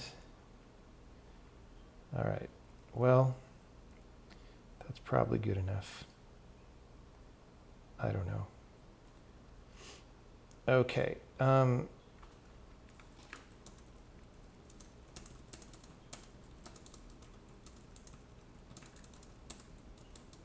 Okay, so we're going to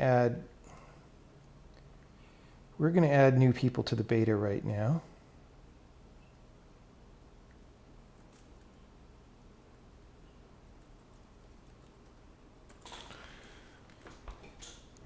It is the internet. You can say whatever. That's true. That is true. Oh, the Cube. I had forgotten about the Cube. What was the full name of that game? It wasn't just called the Cube, was it? It was called like, maybe it was just called the Cube. Oh man, talk about a scam. Curiosity, what's it? Oh yes. Oh yes. Oh yes, Curiosity, what's inside the cube. That was some good times. That was some good times.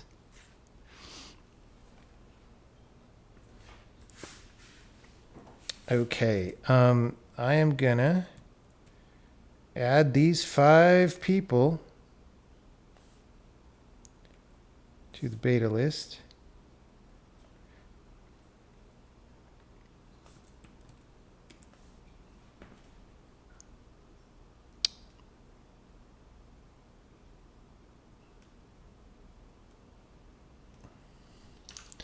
I hope we have some avid Curiosity what's inside the cube players in the house. Right? I hope you were all very good at that game.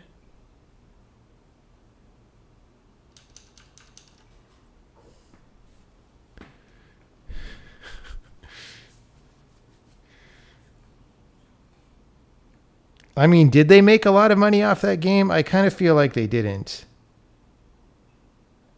Right? I kind of feel like they wanted to make a lot of money off that game.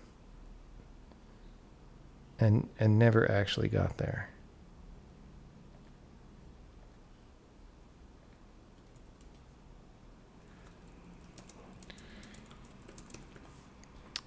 Okay, now I have to search for my previous added to the compiler beta.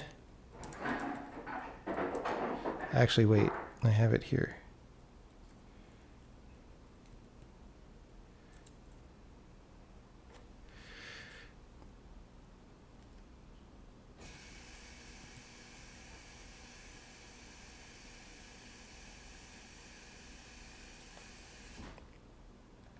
Pasting my thing.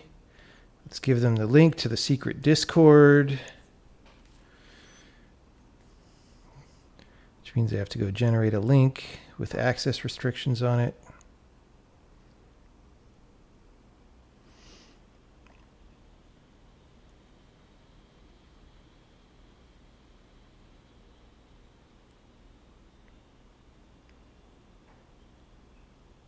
Okay.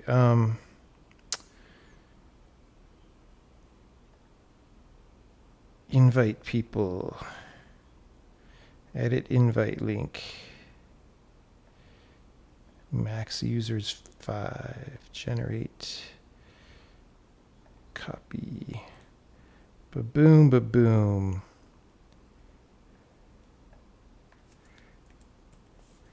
New Discord link. Bam. Okay. Great. Those 5 people have now been told they are in the beta.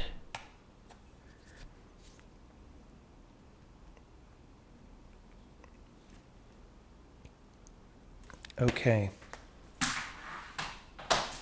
Now we will actually build the build.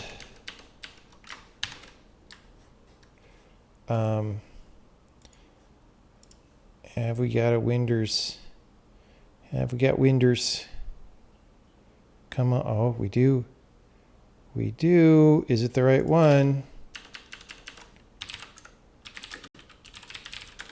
Oh, yeah.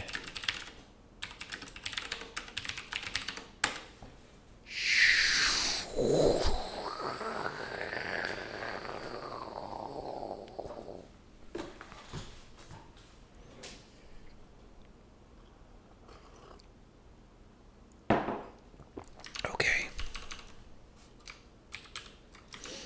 How is it the year 2021? What the hell is even going on? All right. I have to go into stealth mode. I'm now running my stealth mode startup.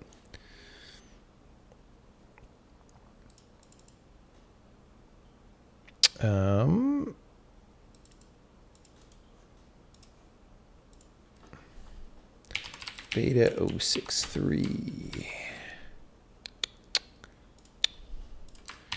Bam.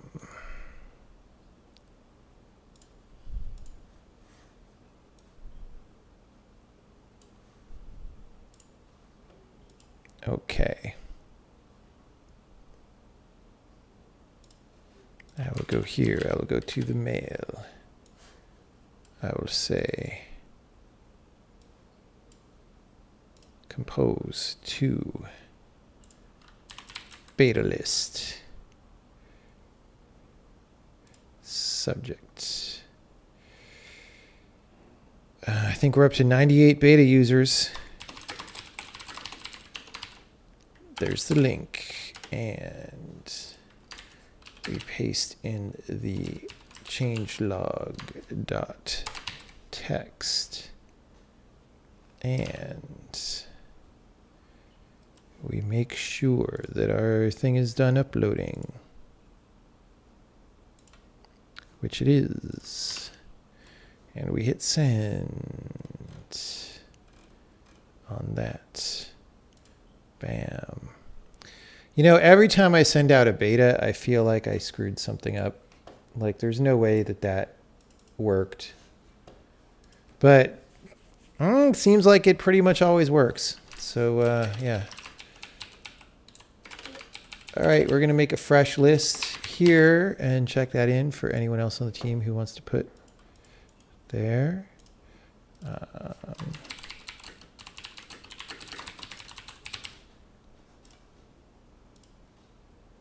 Send a delta instead. Well, I wish.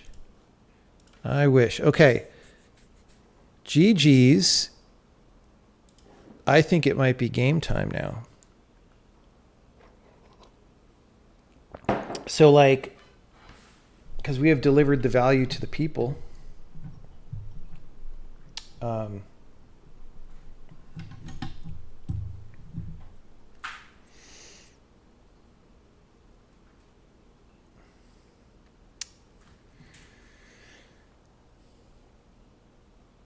Can we design some more levels? I'm not in the mood tonight.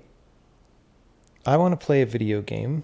And I was on twitch.tv, which is the website where we all learn about video games. And I learned about a high quality video game that we're going to try out. It's probably terrible, but we will give it a try.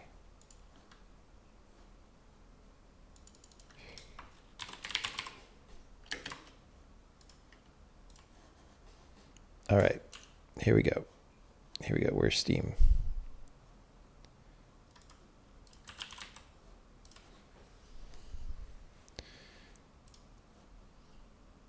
Made in Unity. Oh, there's a stripe down the screen. That was good.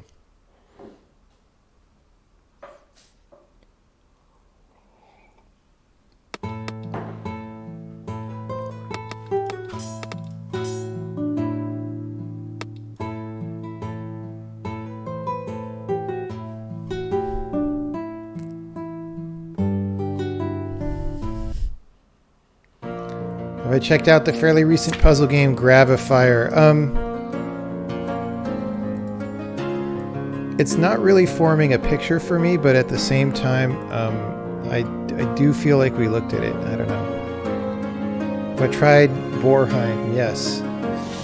All right.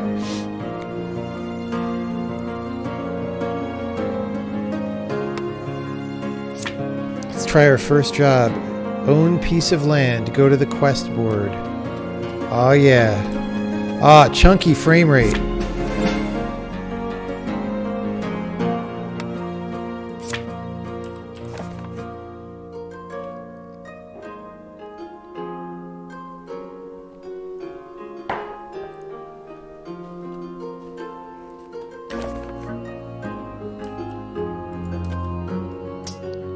You can't do this right now.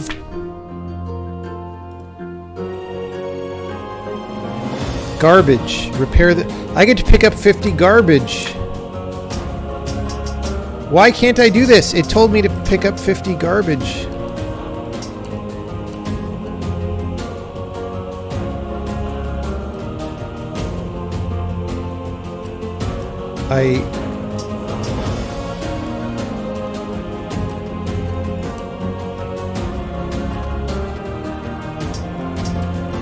Okay.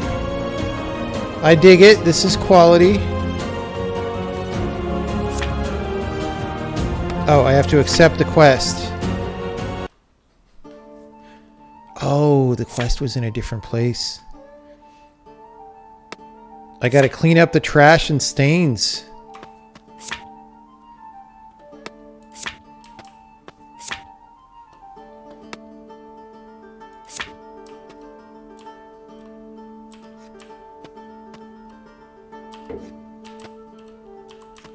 All right. Good thing the ghost columns were there. Where's the third column? I'm kind of getting a headache from this. Oh yeah. Oh yeah, look at the trash.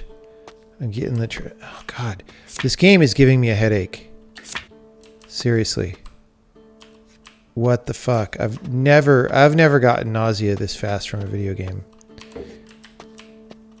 Okay, hold on.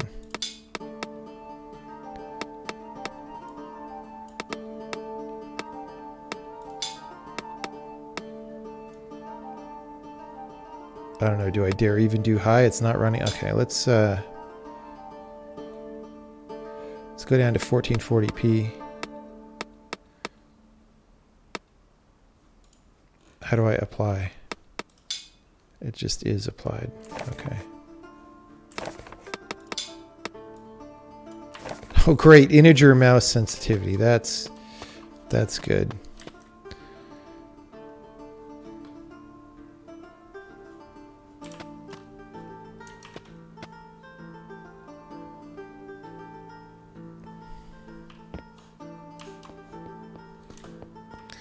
I'm still getting nausea from this fucking game.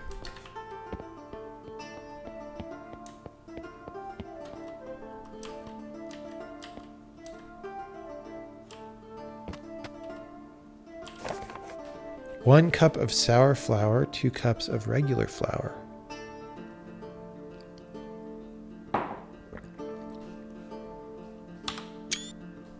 Do I need to know this, or does it go into my thinger?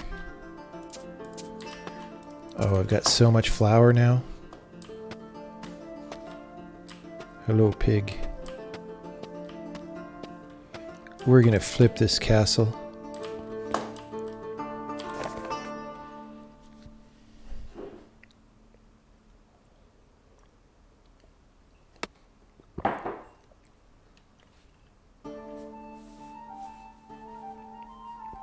Okay, I need some heat.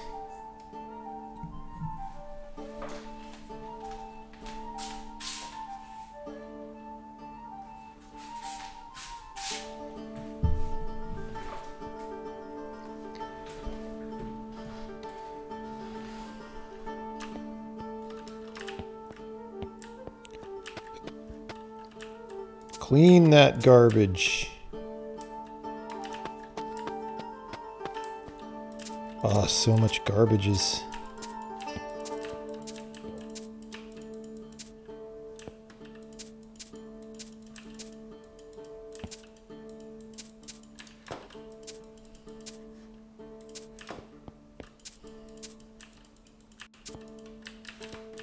Oh, look how great this is. Oh, so good.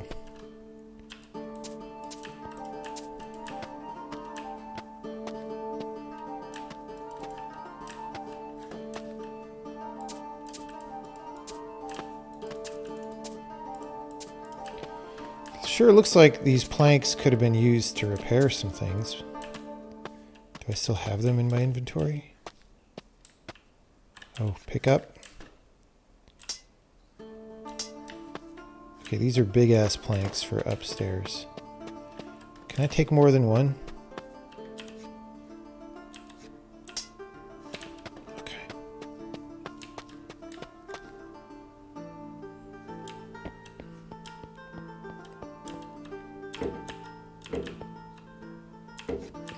Dude, I'm such a flipper.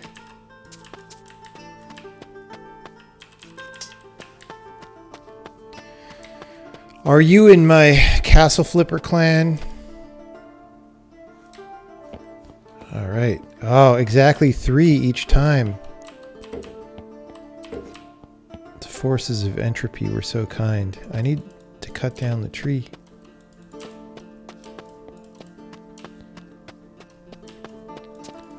Garbage. Get rid of thee, thouest garbage.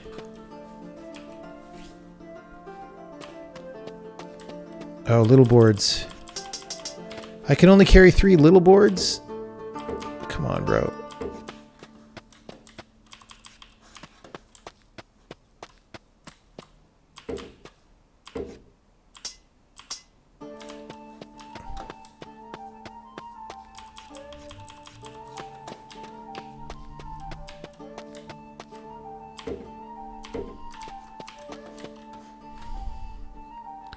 Dude, I own it, castle flipping.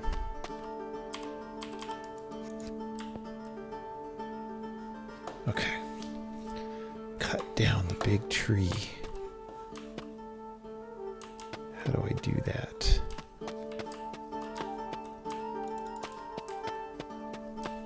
I need a big axe. Crouch. Oh, yeah.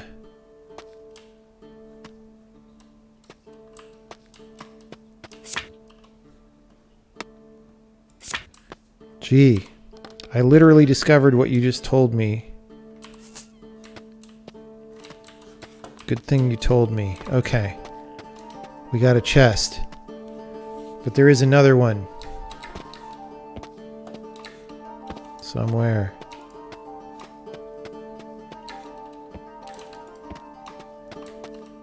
How am I missing these other notes and things?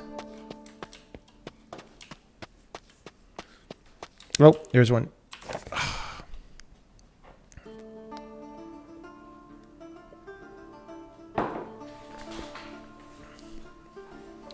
Calaxian crystals. Radar. Good thing they have radars in this universe.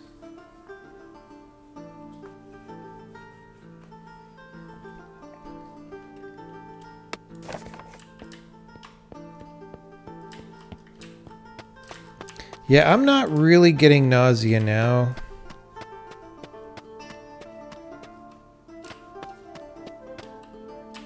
But I sure was.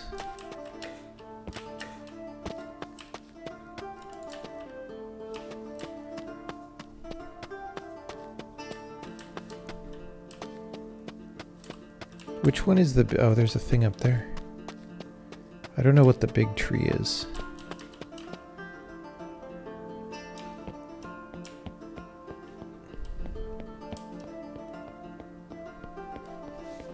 I think it was a different character as the imposter.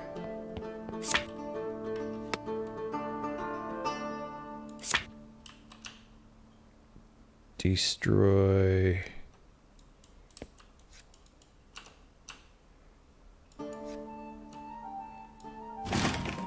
Yeah.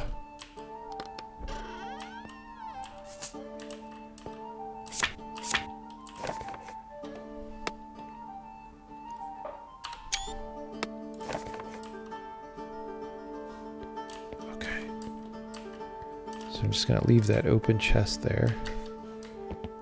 All right. That's the little tree. That's the big tree. Oh, there's two. The big tree means both trees. Okay. Yeah. Oh, chop the tree, please. Yeah. Oh yeah. Oh yeah. Oh, it's not done yet.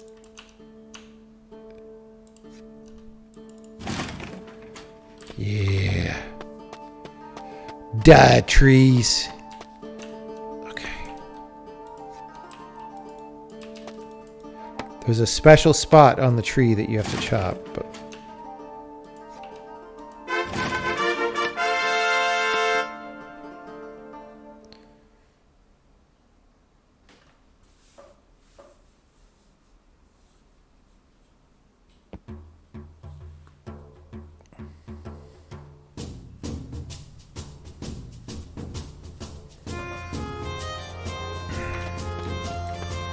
I don't want to go in more of these things that like freeze me.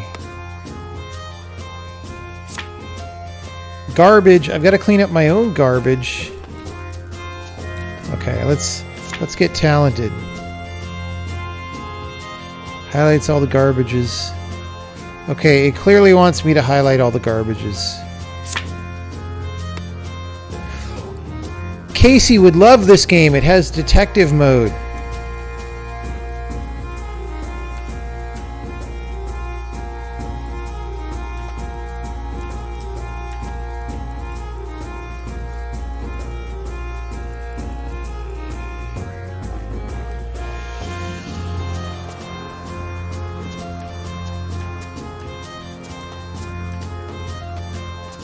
Casey loves detective mode. So this music is very repetitive. Holy shit. I usually like bagpipes, but holy shit is this repetitive.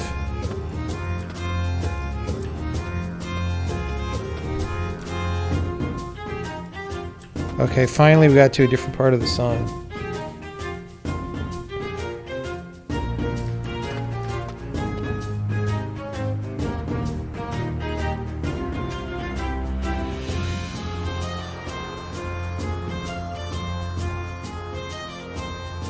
By the way, I can totally tell that this song was licensed off a website. You go on these music websites and you select mood and, you know, select some parameters and you see songs. Destroy the house. Bro. Why? Why, Black Dynamite? Why?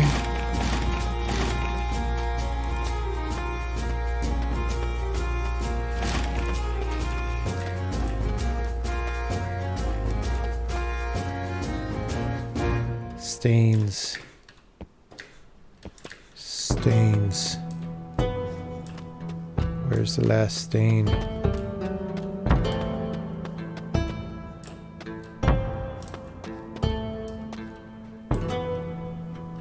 Detective mode.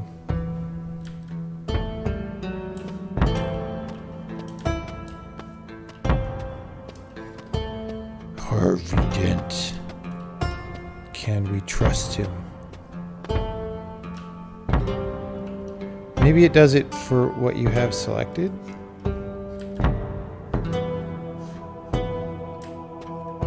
Oh, that's a stain. It's a vertical stain. I was being tricked. I saw it the whole time.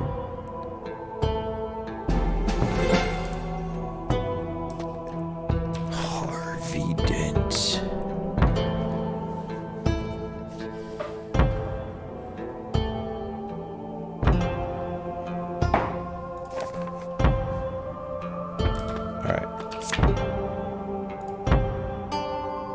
great.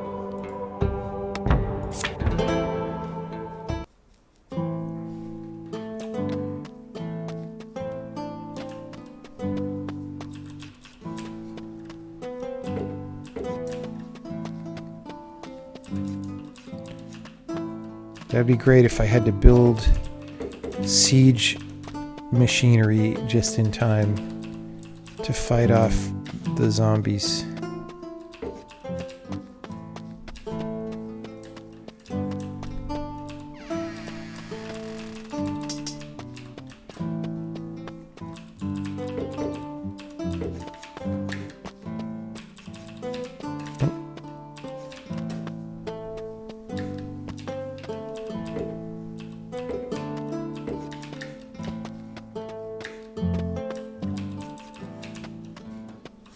Dang it, bro. Get the third one.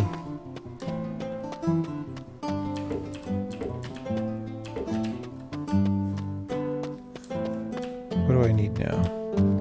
So I can need a... I guess that's 2 bigs. I don't know. Big. Oh, I've got a headache. Okay.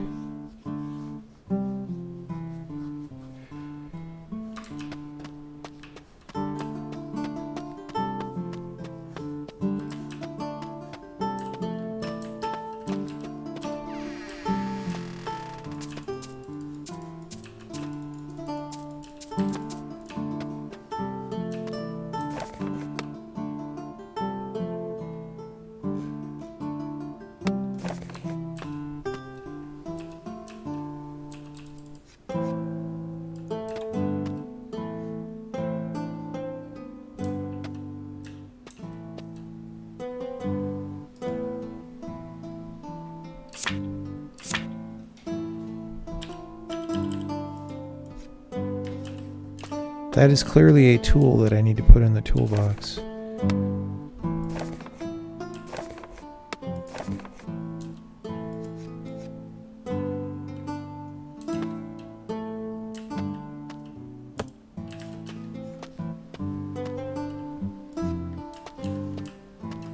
That's a pretty strange choice of how to do that.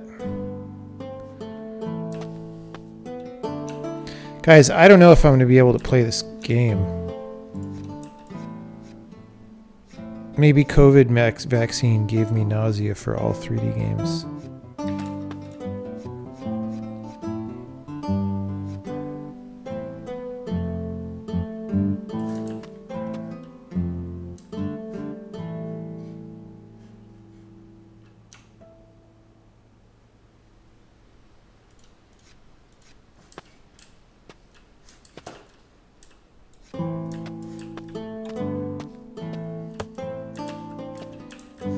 Garbage.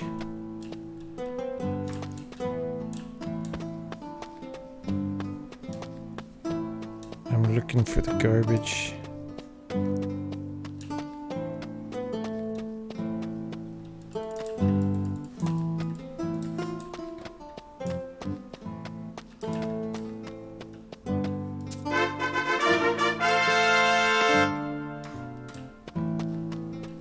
We need all the garbage.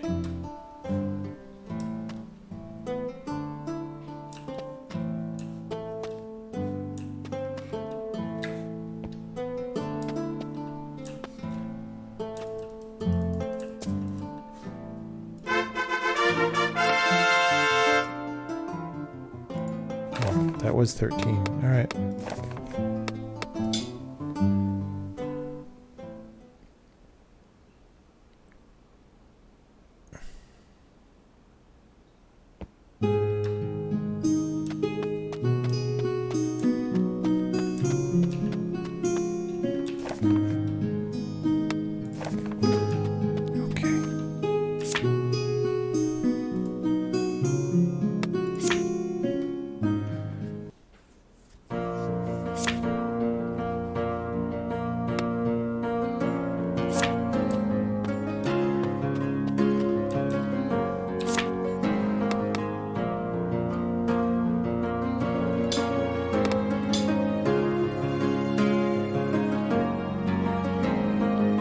Dude, I have 7,000 fucking gold pieces. I guess that's not that much.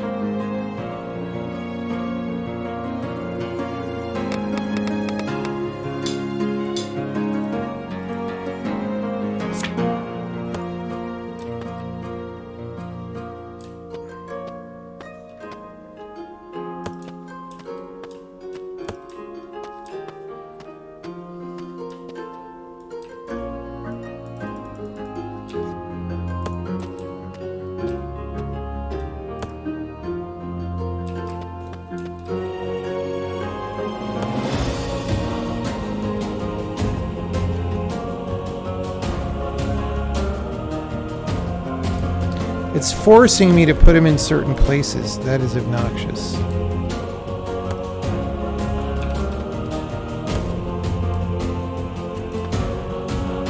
I see. So it wants me to put windows in certain places and all that. All right.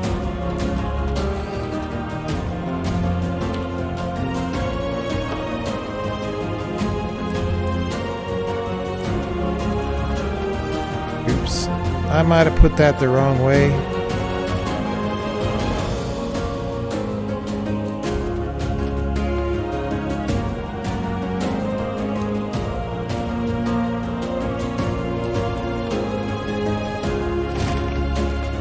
It's just not going to let me finish the tutorial if I don't break this stuff.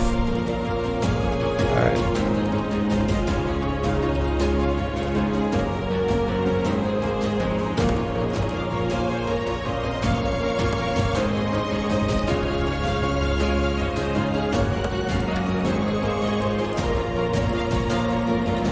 Wait, is it not giving me that because I actually already built it?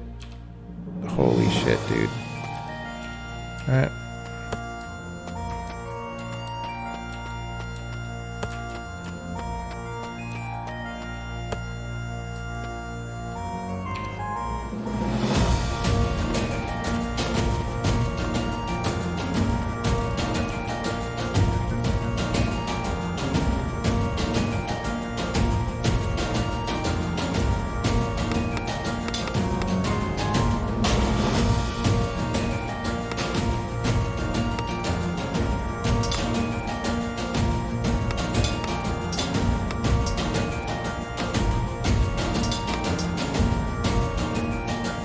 I need to go to the house store.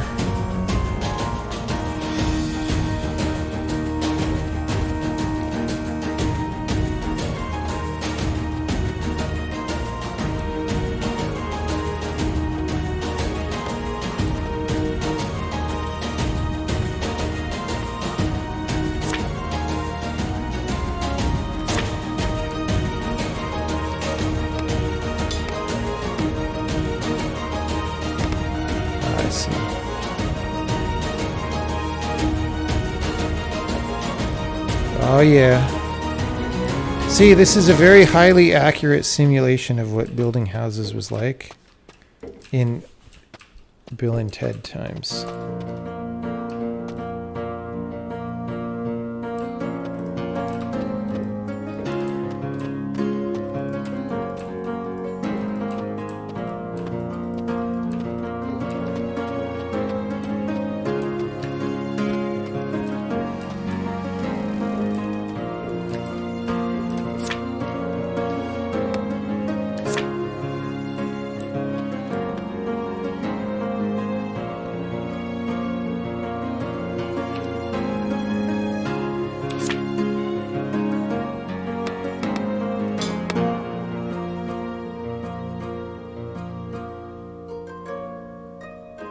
I mean, I want to put a good bed, right?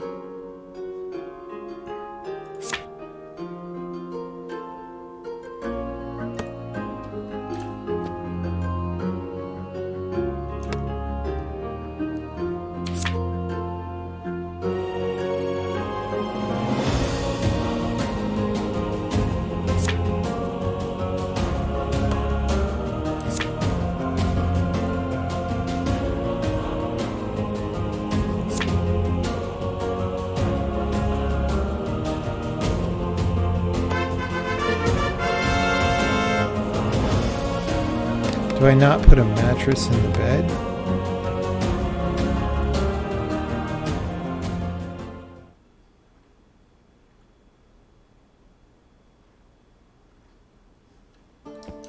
Please turn the music down.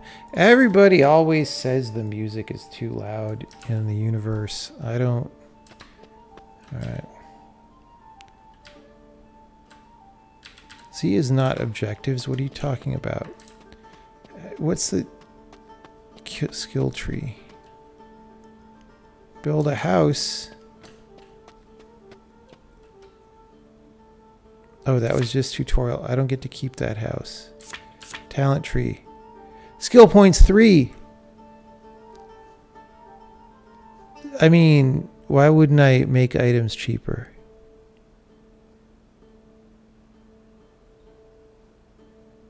Okay, like...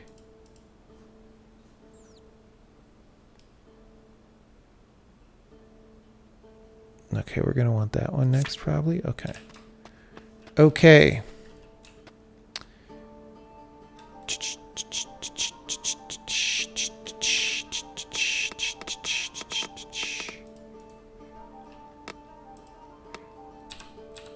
How do I get to the house page?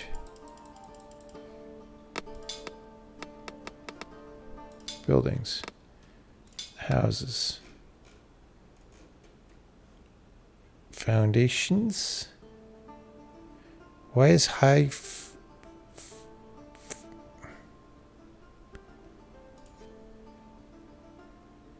Okay, hold on. I guess I need these. Like, why wouldn't I just build a giant palace? Because this actually doesn't... I guess that's aligned. Let's just hope that we have enough margin here. Boom, boom, boom, boom. Oh yeah, oh yeah.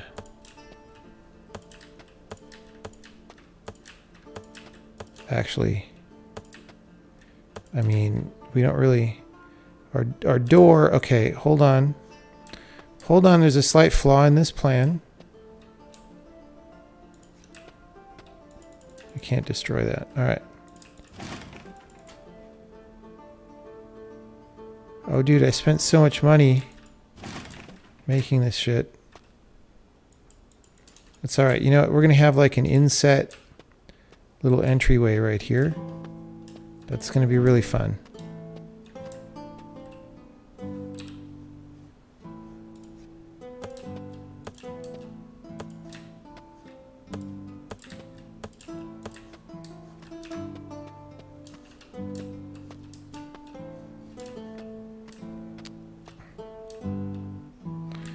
Okay. Well.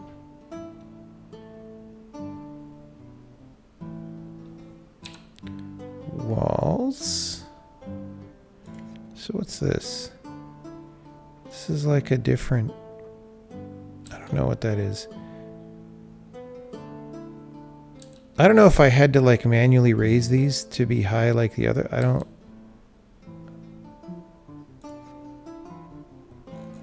They don't seem to go up and down.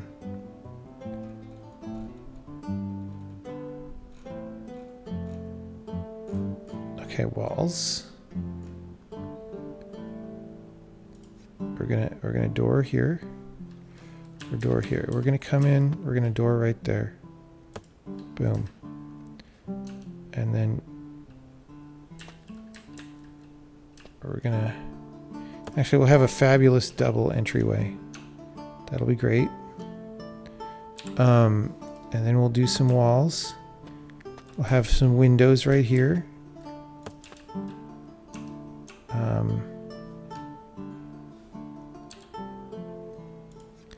There.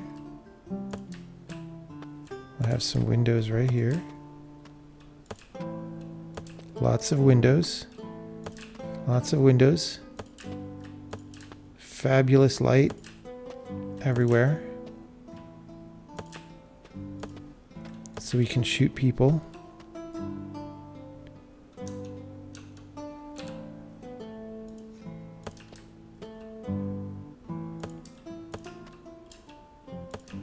Okay. Let's put walls.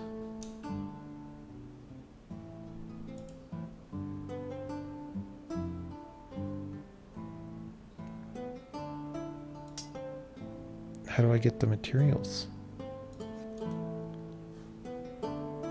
How do I go to the house store?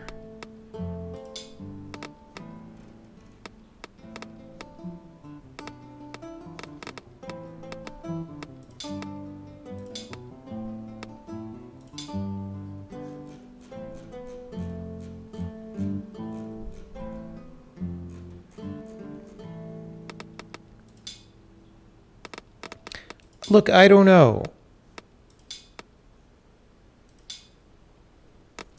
Okay, we're not going to do fancy materials yet. We do not have the fancy materials technology.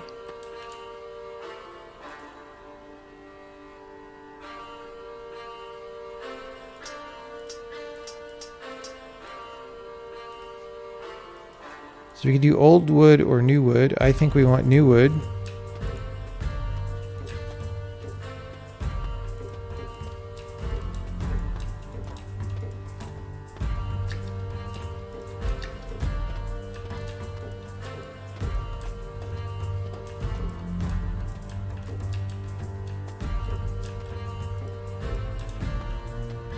Oh yeah.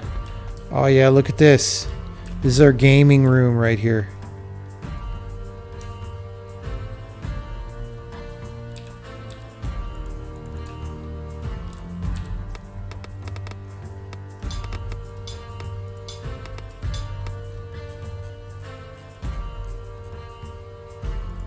Is that floor? Why? Wait, I thought it was this. Oh yeah, there we go.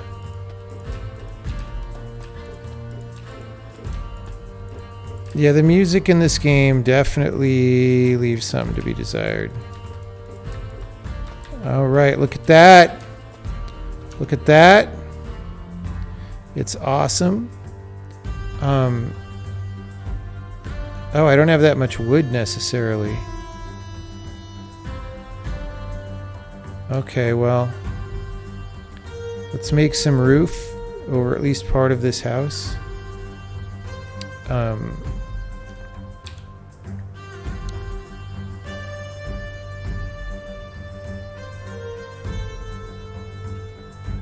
We don't really have an upstairs right now.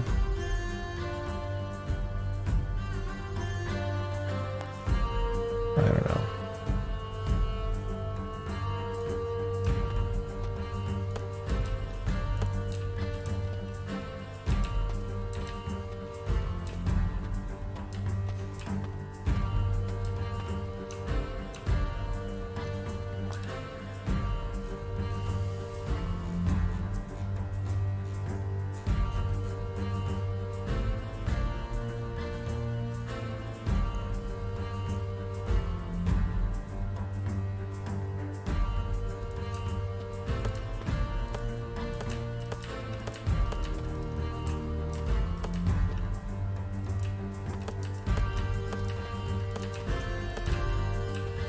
I like open floor plans. You know what I'm saying?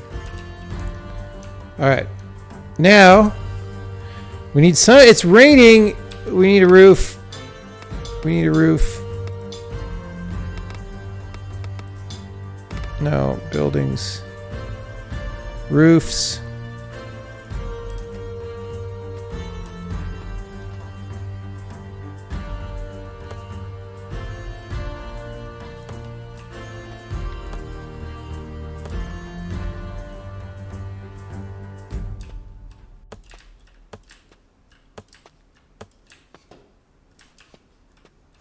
I don't really know how this is supposed to work, but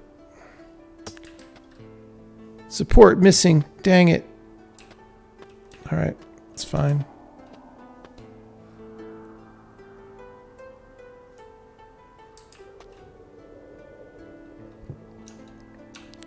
We'll make a little wall section in here.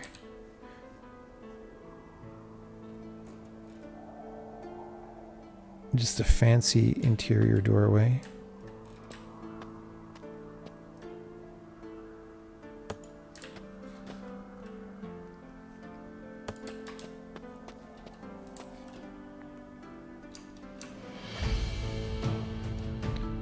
Wait.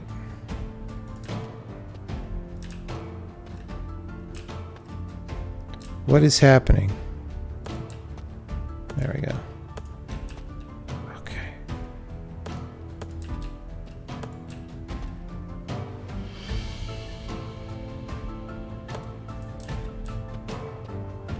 Okay, this is a strange floor plan or roof plan or whatever, I admit.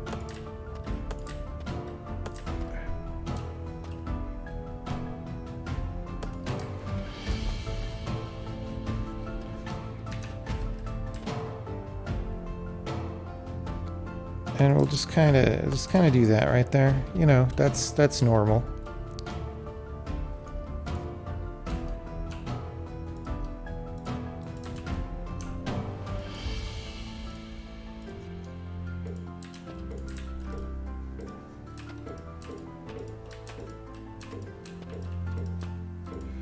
I didn't mean to do the door.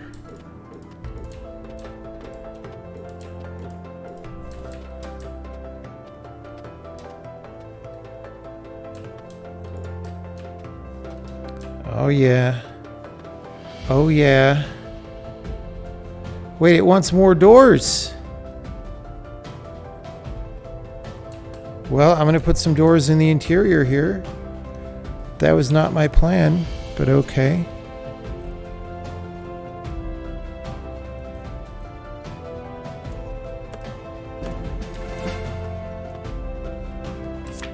Okay, well, we need some stuff inside. I need to be chilling back here in a as nice of a bed as we can get. I'm just chilling. All right, and then, well, that's a little far from the wall, but okay.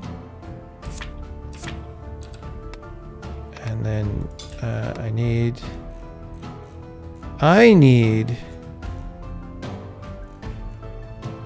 a 140 bagger, but not blocking the window. Nice and spacious. Okay, and then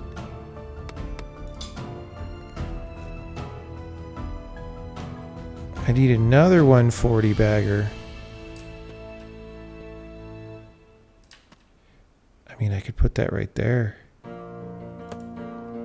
That's great. Okay. I could move this, yeah.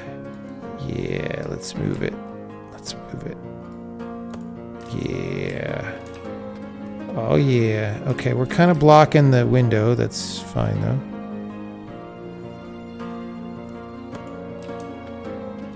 Okay. You personally like the tunes. Well, you will not be the music director for my video game.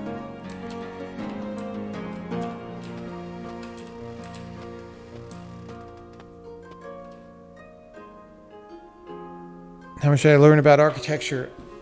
Some. Not nearly what a practicing architect knows. But anytime you do interdisciplinary stuff like that, you're going to pick something up. Right? Oh, look at that. That's going to be... Oh, I've got windows everywhere, though. No. Here. Here's my fabulous painting study. Where the painting goes. Oh, look at that.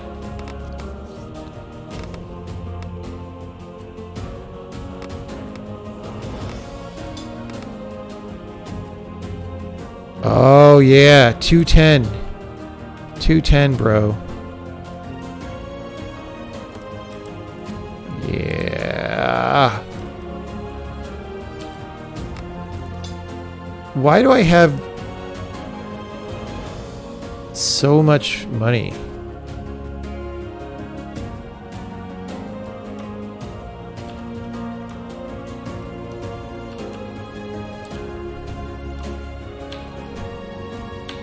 How do I set this to be the thing?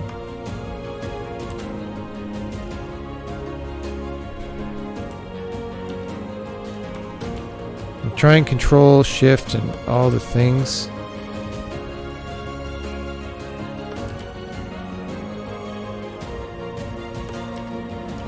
Yeah.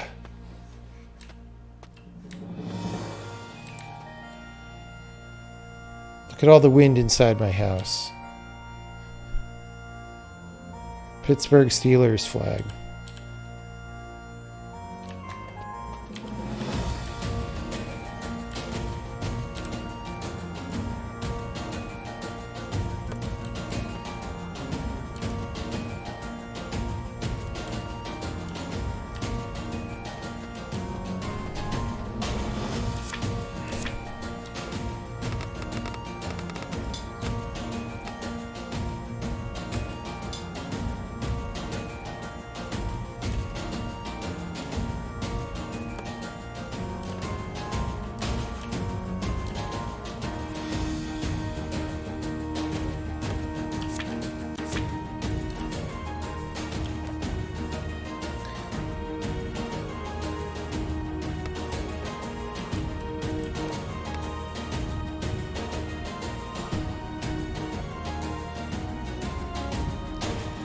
Oh, an island. We want to go do the island.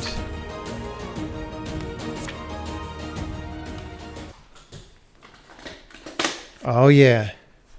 Look at all, catch all the rats. What? Oh my God, what a mess. What a mess. Garbages. Oh, we love the garbages.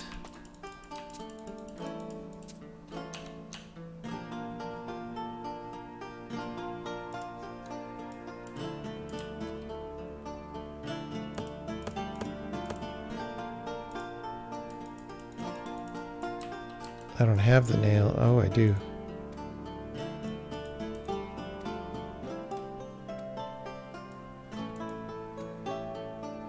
What a great way to make this slow and tedious. Yeah!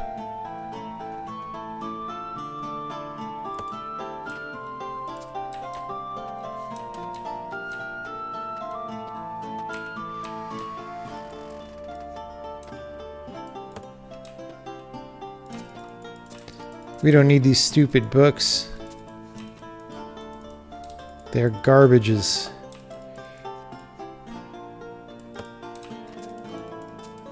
These books are garbages.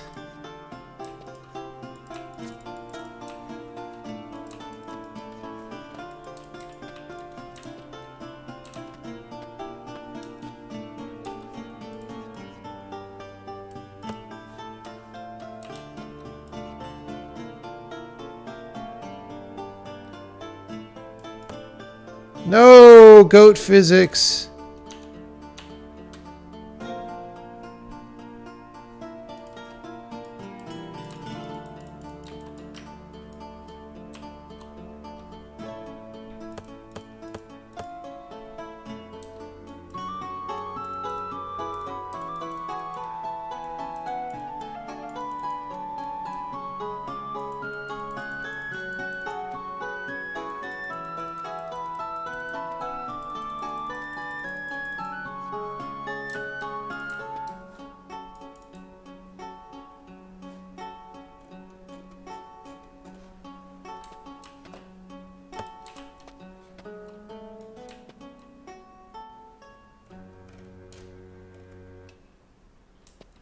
What is wrong with that? I don't know.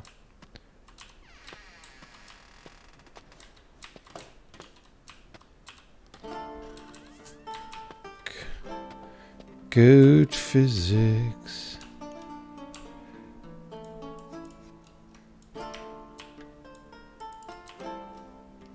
There's like not even sound effects for this mode or...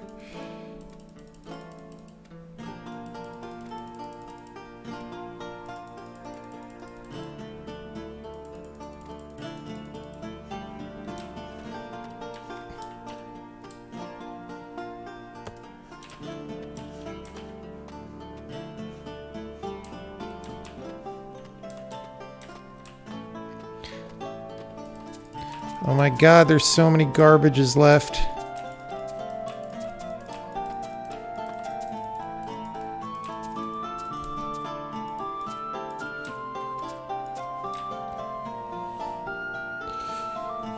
Stains. I haven't even been looking for the stains. Oh, there's a stain.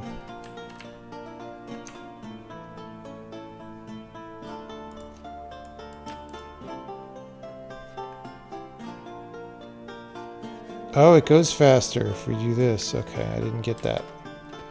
Didn't get that.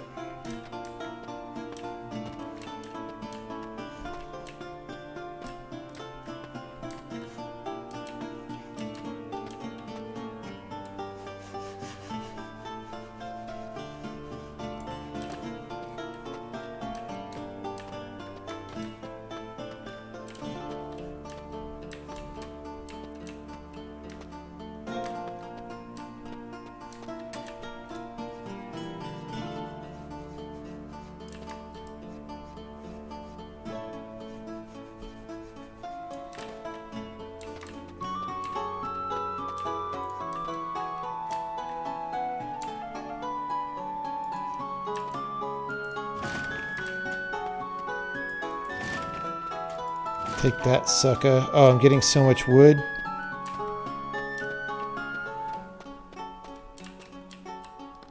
I'm stealing all the treasure that they didn't want me to steal, probably.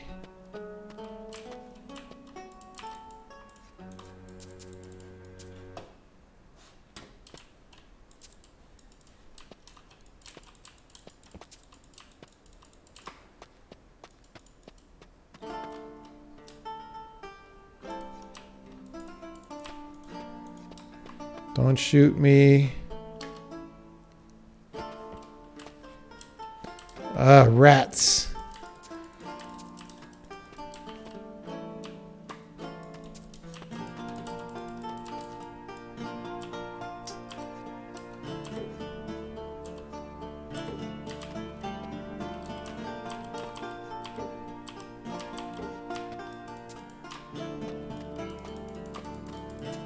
Clean the rats. Yeah. Ah.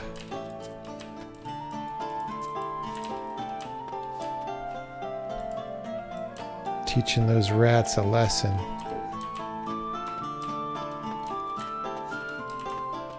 I'll clean the frickin' rats. This is what they call a game with a very high skill ceiling. You know, I'm just doing exactly the right moves to pick all these things up.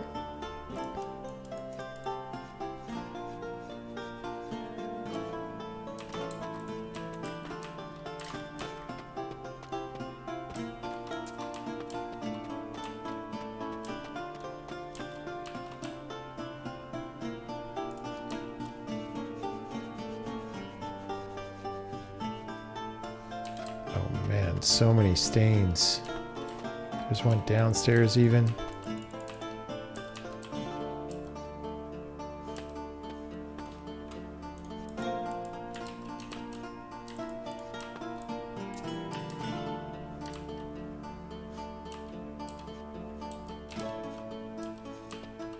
I don't even know what these are for.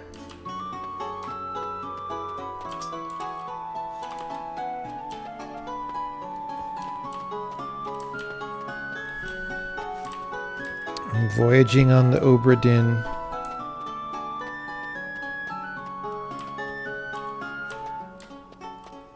I guess those are for inside the captain's quarters. Oh, look at all this stuff I'm carrying. Oh my gosh.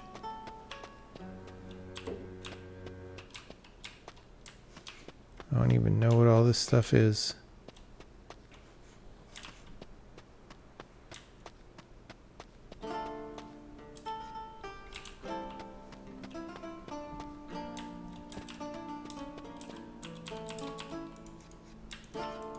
Goat physics.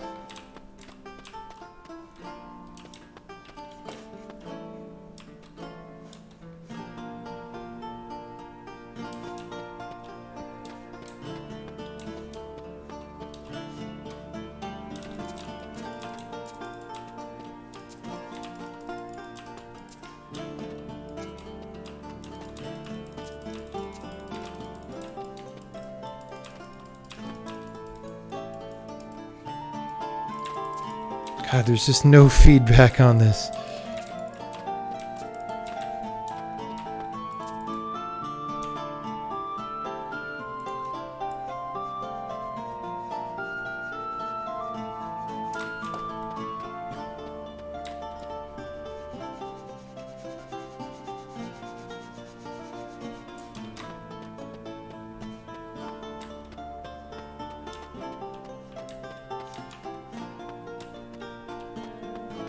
Oh, that's what those go. Okay. Okay.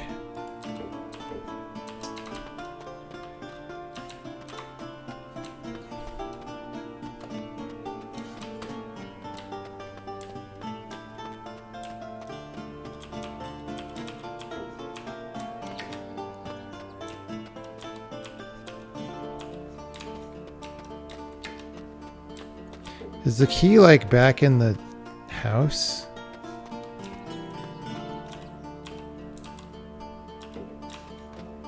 Maybe I have to ping for it using my super ping powers.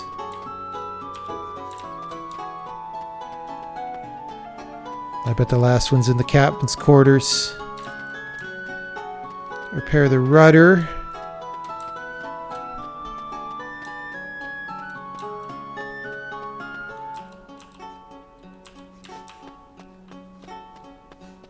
Can I like go down outside? What do I do?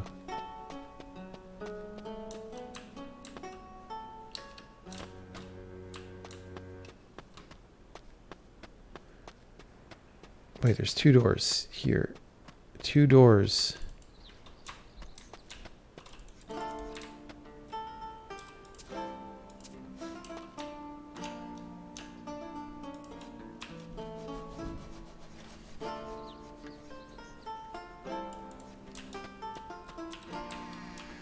Oh yeah. Secret plans.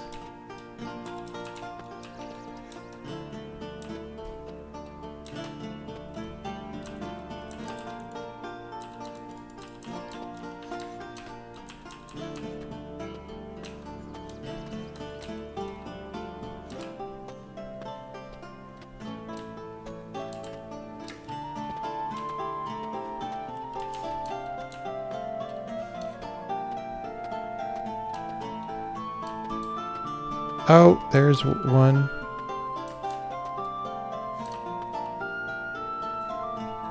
Oh, these are steering wheels.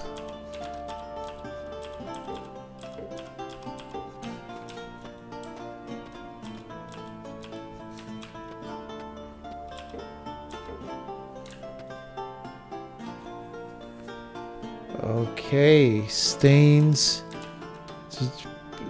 Let's use our ping. Detective mode. I don't see any detectives in detective mode.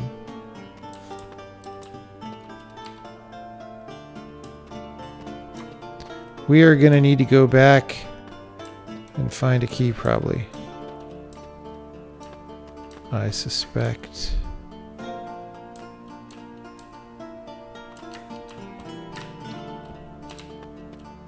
Or we could avail ourselves of goat physics.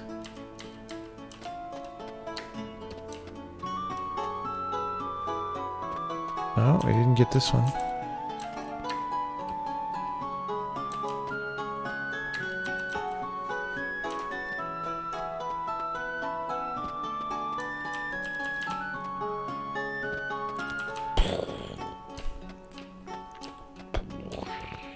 Okay.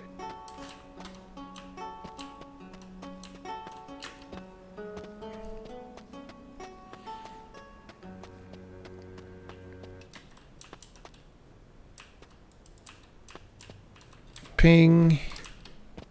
I see you have the machine that goes ping.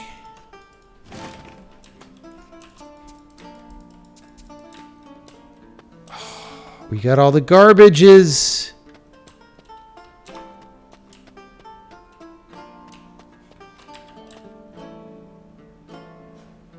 I need boat key.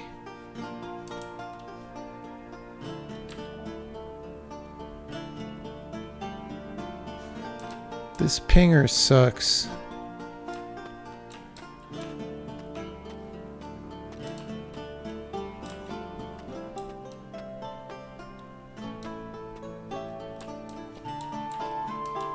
It's probably under some fucking case, right?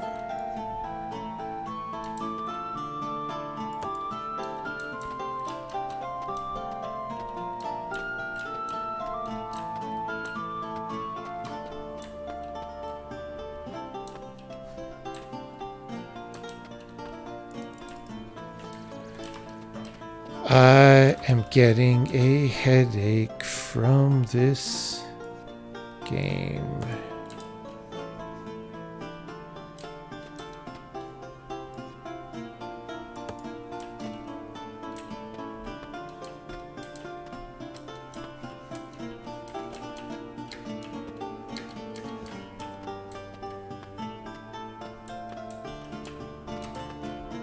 There it is. Oh, I think I saw that before. I just didn't take it. All right, let's make sure there's nothing up here.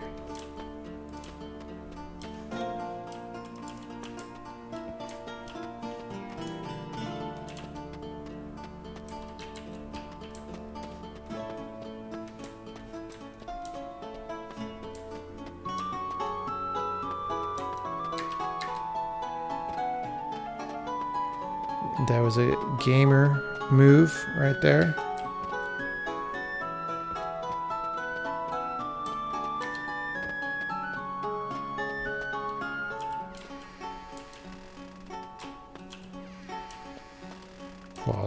Quality sound effects.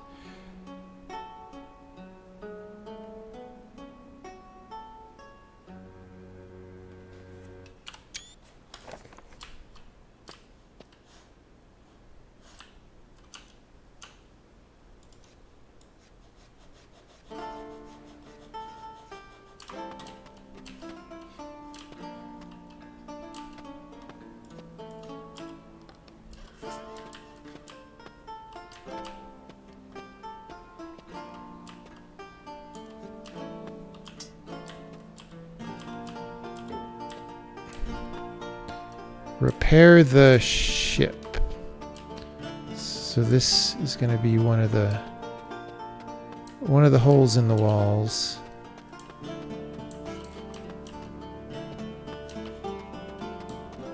So it'd be a much better game if they didn't tell you what to do, and then you got berated and fired for everything that you missed. So much better.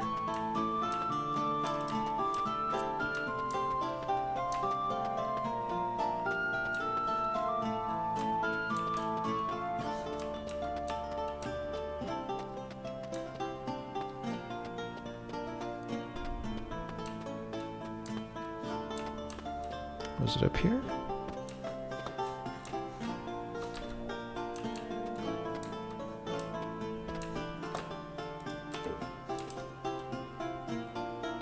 Remove old trunks and trees.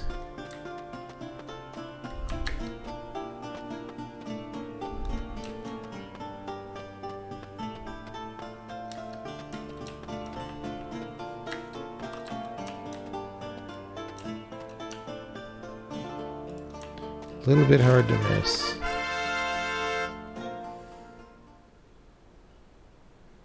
Look at all those jobs.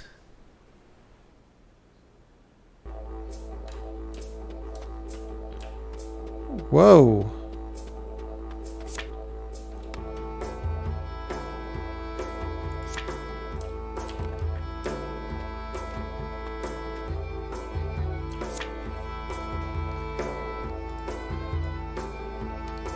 No, I want a different symbol.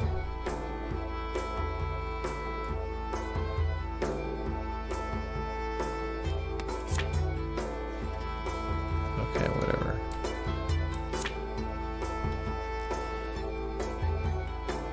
How do I unlock 2,000? I guess so, yes. Oh, look at that. Look how great that is. Puzzle? Wait, what? What do you mean puzzle? Oh. Oh. Oh boy. It's a puzzle.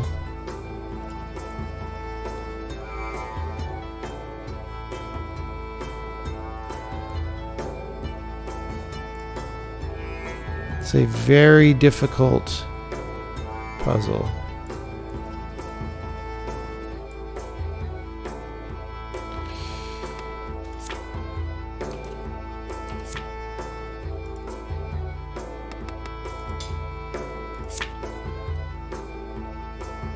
I wonder where these pieces go. Was that on the bottom before? I don't even remember. Oh, this has more pieces though. It's going to keep going up in number of pieces. It's very challenging.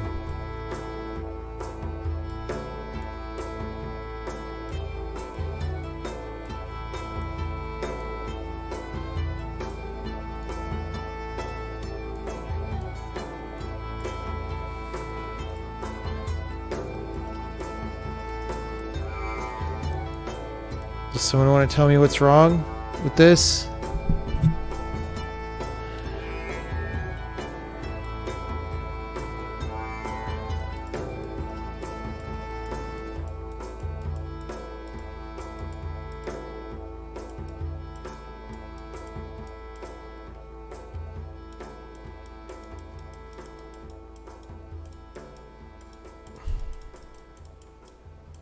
Okay, great. High quality puzzle.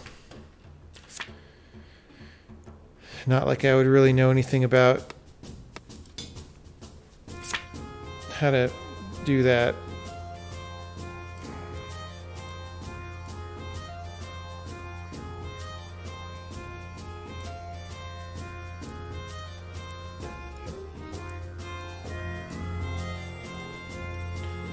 Okay. I think this game was made by the CIA to drive people crazy with the in-game music.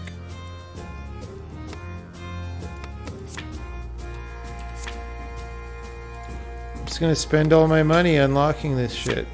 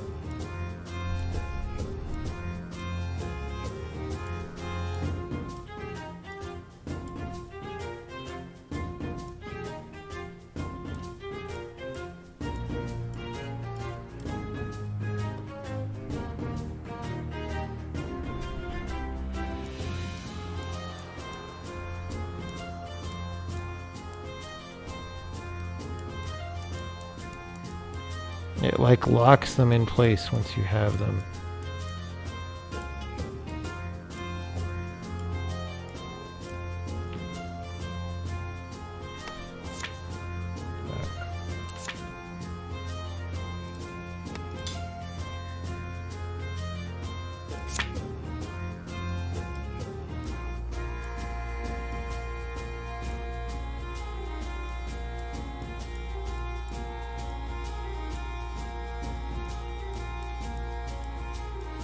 Like, why don't they just put the corners in for you?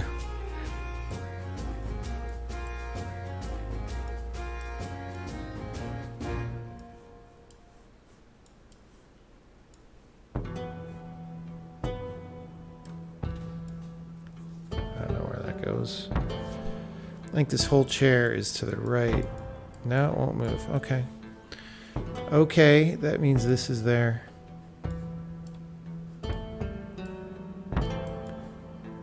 Chair. Good thing they tell us what it is.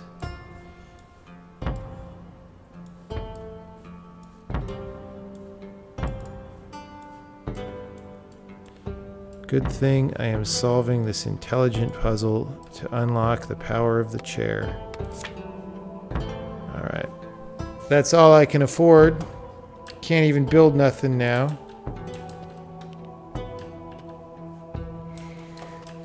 GG's.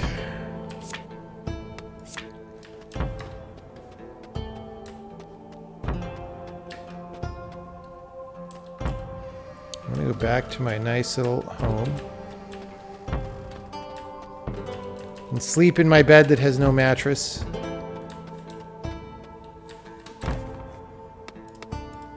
All right, everyone. That is Castle Flipper, or whatever it's called.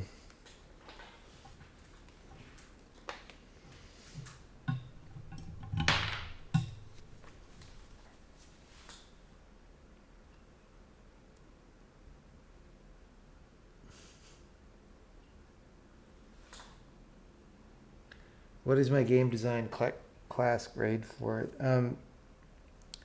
That game would not get you into the game design class.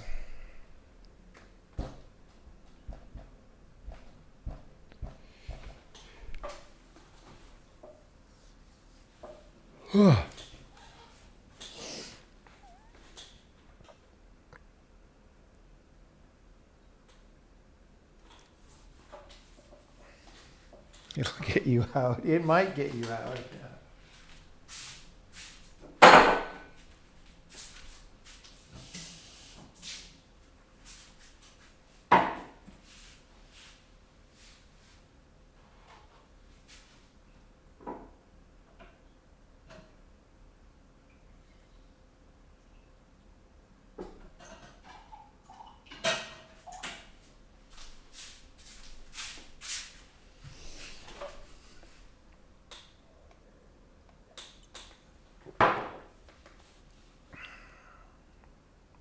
Have I played Mordhau? I have not played Mordhau.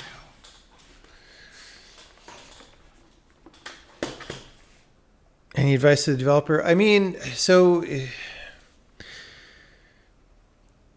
I didn't get to the point where I got to play anything.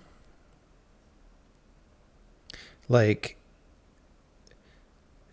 the whole game is, I mean, it's basically, here's a list of chores, do all the chores, right?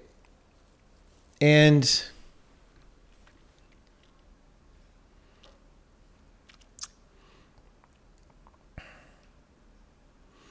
there's no like choice there. It's kind of like a hidden object game where the objects are all instances of the same 5 things. Like in an actual hidden object game, you get like the delight of seeing the different objects, supposedly, although most of those games are bad, right? I don't know. I just never got to do anything cool. Not even cool. I never got to play a game. That said, I know that this is a genre where there are previous games, and some people, maybe this is exactly like House Flipper or whatever, but in a different history, and those people know what they want, and this is what they want, and that's fine, you know. It's not the game for me, though.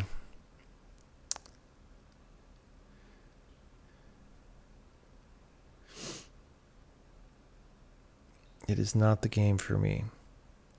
That said, also, it might be that the game opens up and gets a lot more interesting later. And, you know, that kind of stuff. But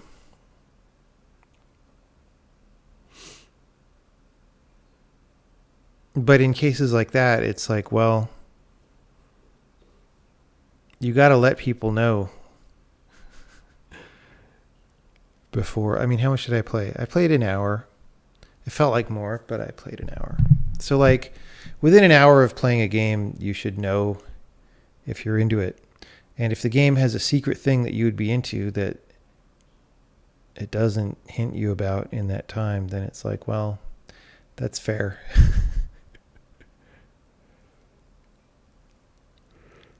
It's like a mobile game where you just click stuff. Yeah, I mean,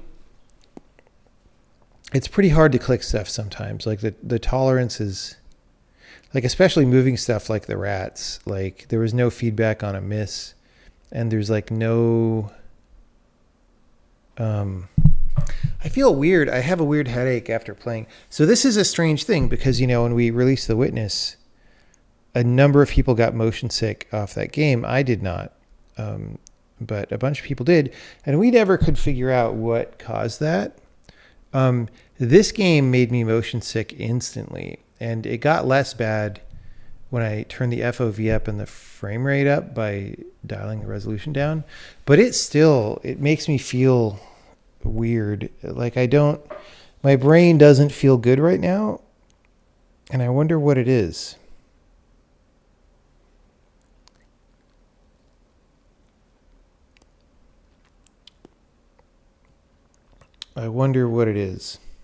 When I was originally designing the FOV for The Witness, I just sort of tried to brain match it to like what felt like an extension of the real 3D space.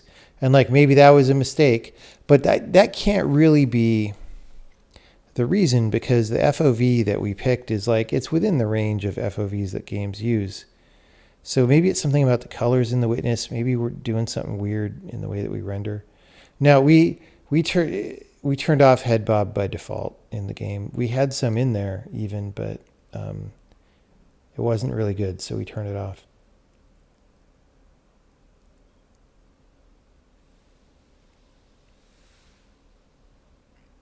For one of your friends, it's the motion blur. There is no motion blur in The Witness. Unless you turn it on in your own graphics driver.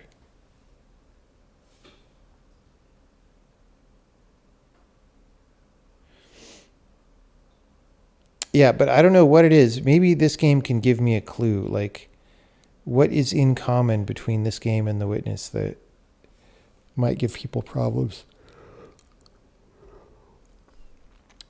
I don't know. It's weird. I don't get nausea from really any 3D games. I get a little bit of nausea in VR. Like, very mild. Like, I feel like I've been playing VR games for 4 hours, but I've been playing this game for 1 hour. And I don't understand what it is.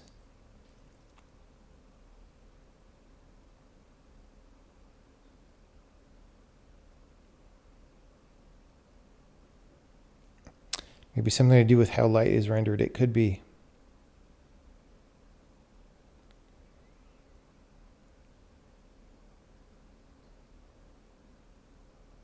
I'm glad your viewers like The Witness.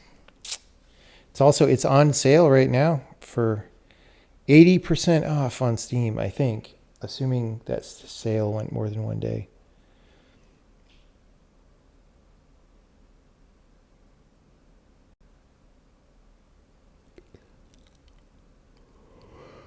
I don't know. Video games are hard. They're hard to design. They're hard to program. Everything about them is difficult. Well, not everything, but most things.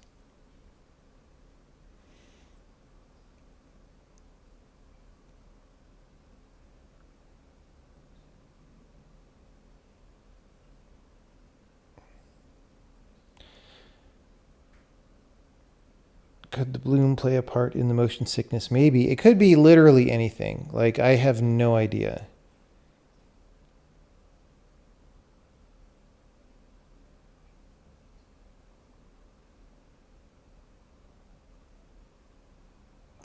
All right, everybody. It is going on midnight. I'm going to go to bed. Tomorrow I have work day with Mark. That'll be fun. And who knows? We'll probably stream soon, maybe tomorrow sometime. Some gameplay programming on the Sokoban game because there's still, if we run the Sokoban game real fast, look at that. We're still dumping something. Oh yeah, I'm still dumping that routine. So if I go here and I go to Bug Garden,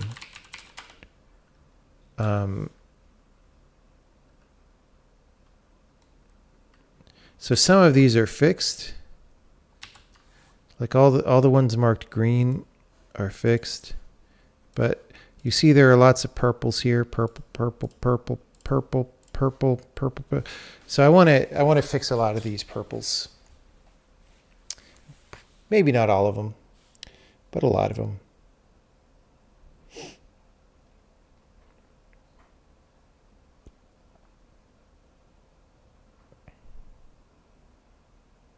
Anyway, I'm going to go to bed. Thank you for coming by. We played Castle Flipper, which you can get on Steam. Prior to playing Castle Flipper, we played Compiler Flipper, and we sent value to the people, which was great. We have flipped the compiler 63 times. It's a lot of flipping.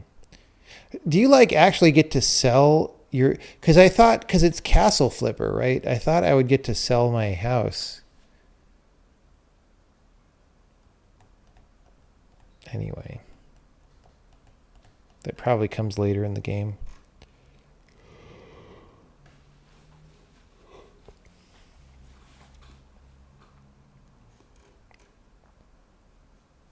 All right, thank you, everybody. I'll see you later on.